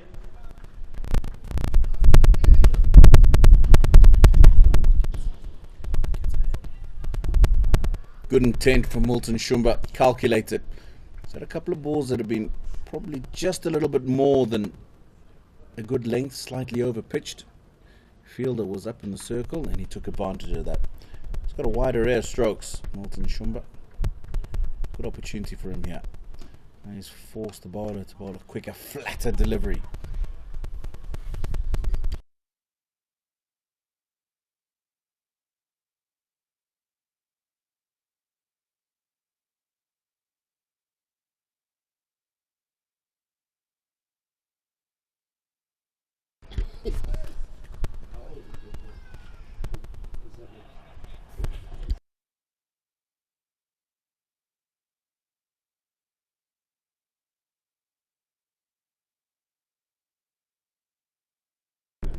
Umpires just convening.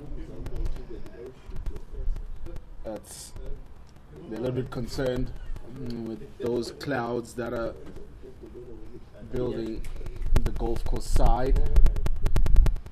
We've seen more than a couple of lightning strikes, and I think the umpires, they're agreeing that for the safety of the players, that they would love them to just get off the field until there's an improvement in the conditions.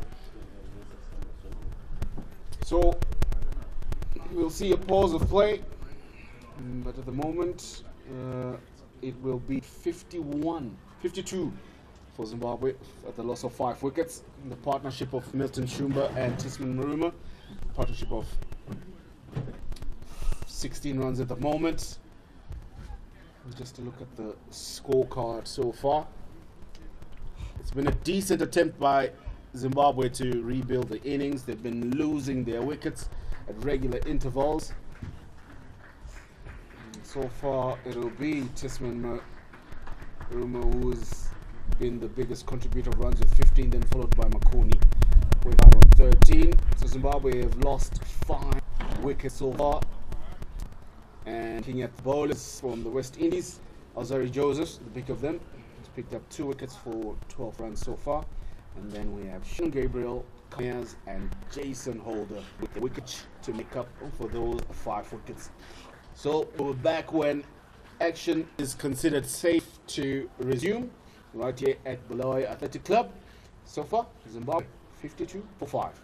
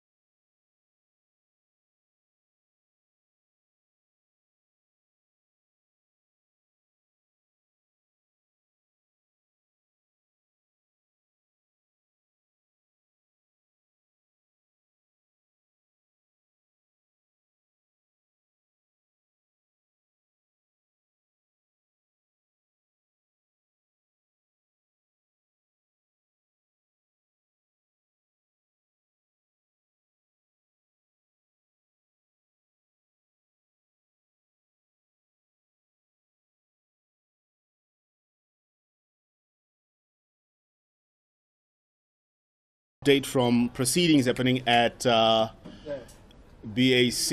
It has been called Stumps. Play will end here today, and play will resume tomorrow at 10 a.m. Zimbabwe will call it a day with a score 52 for the loss of 5 wickets, with Tisman Marua on 15 and Milton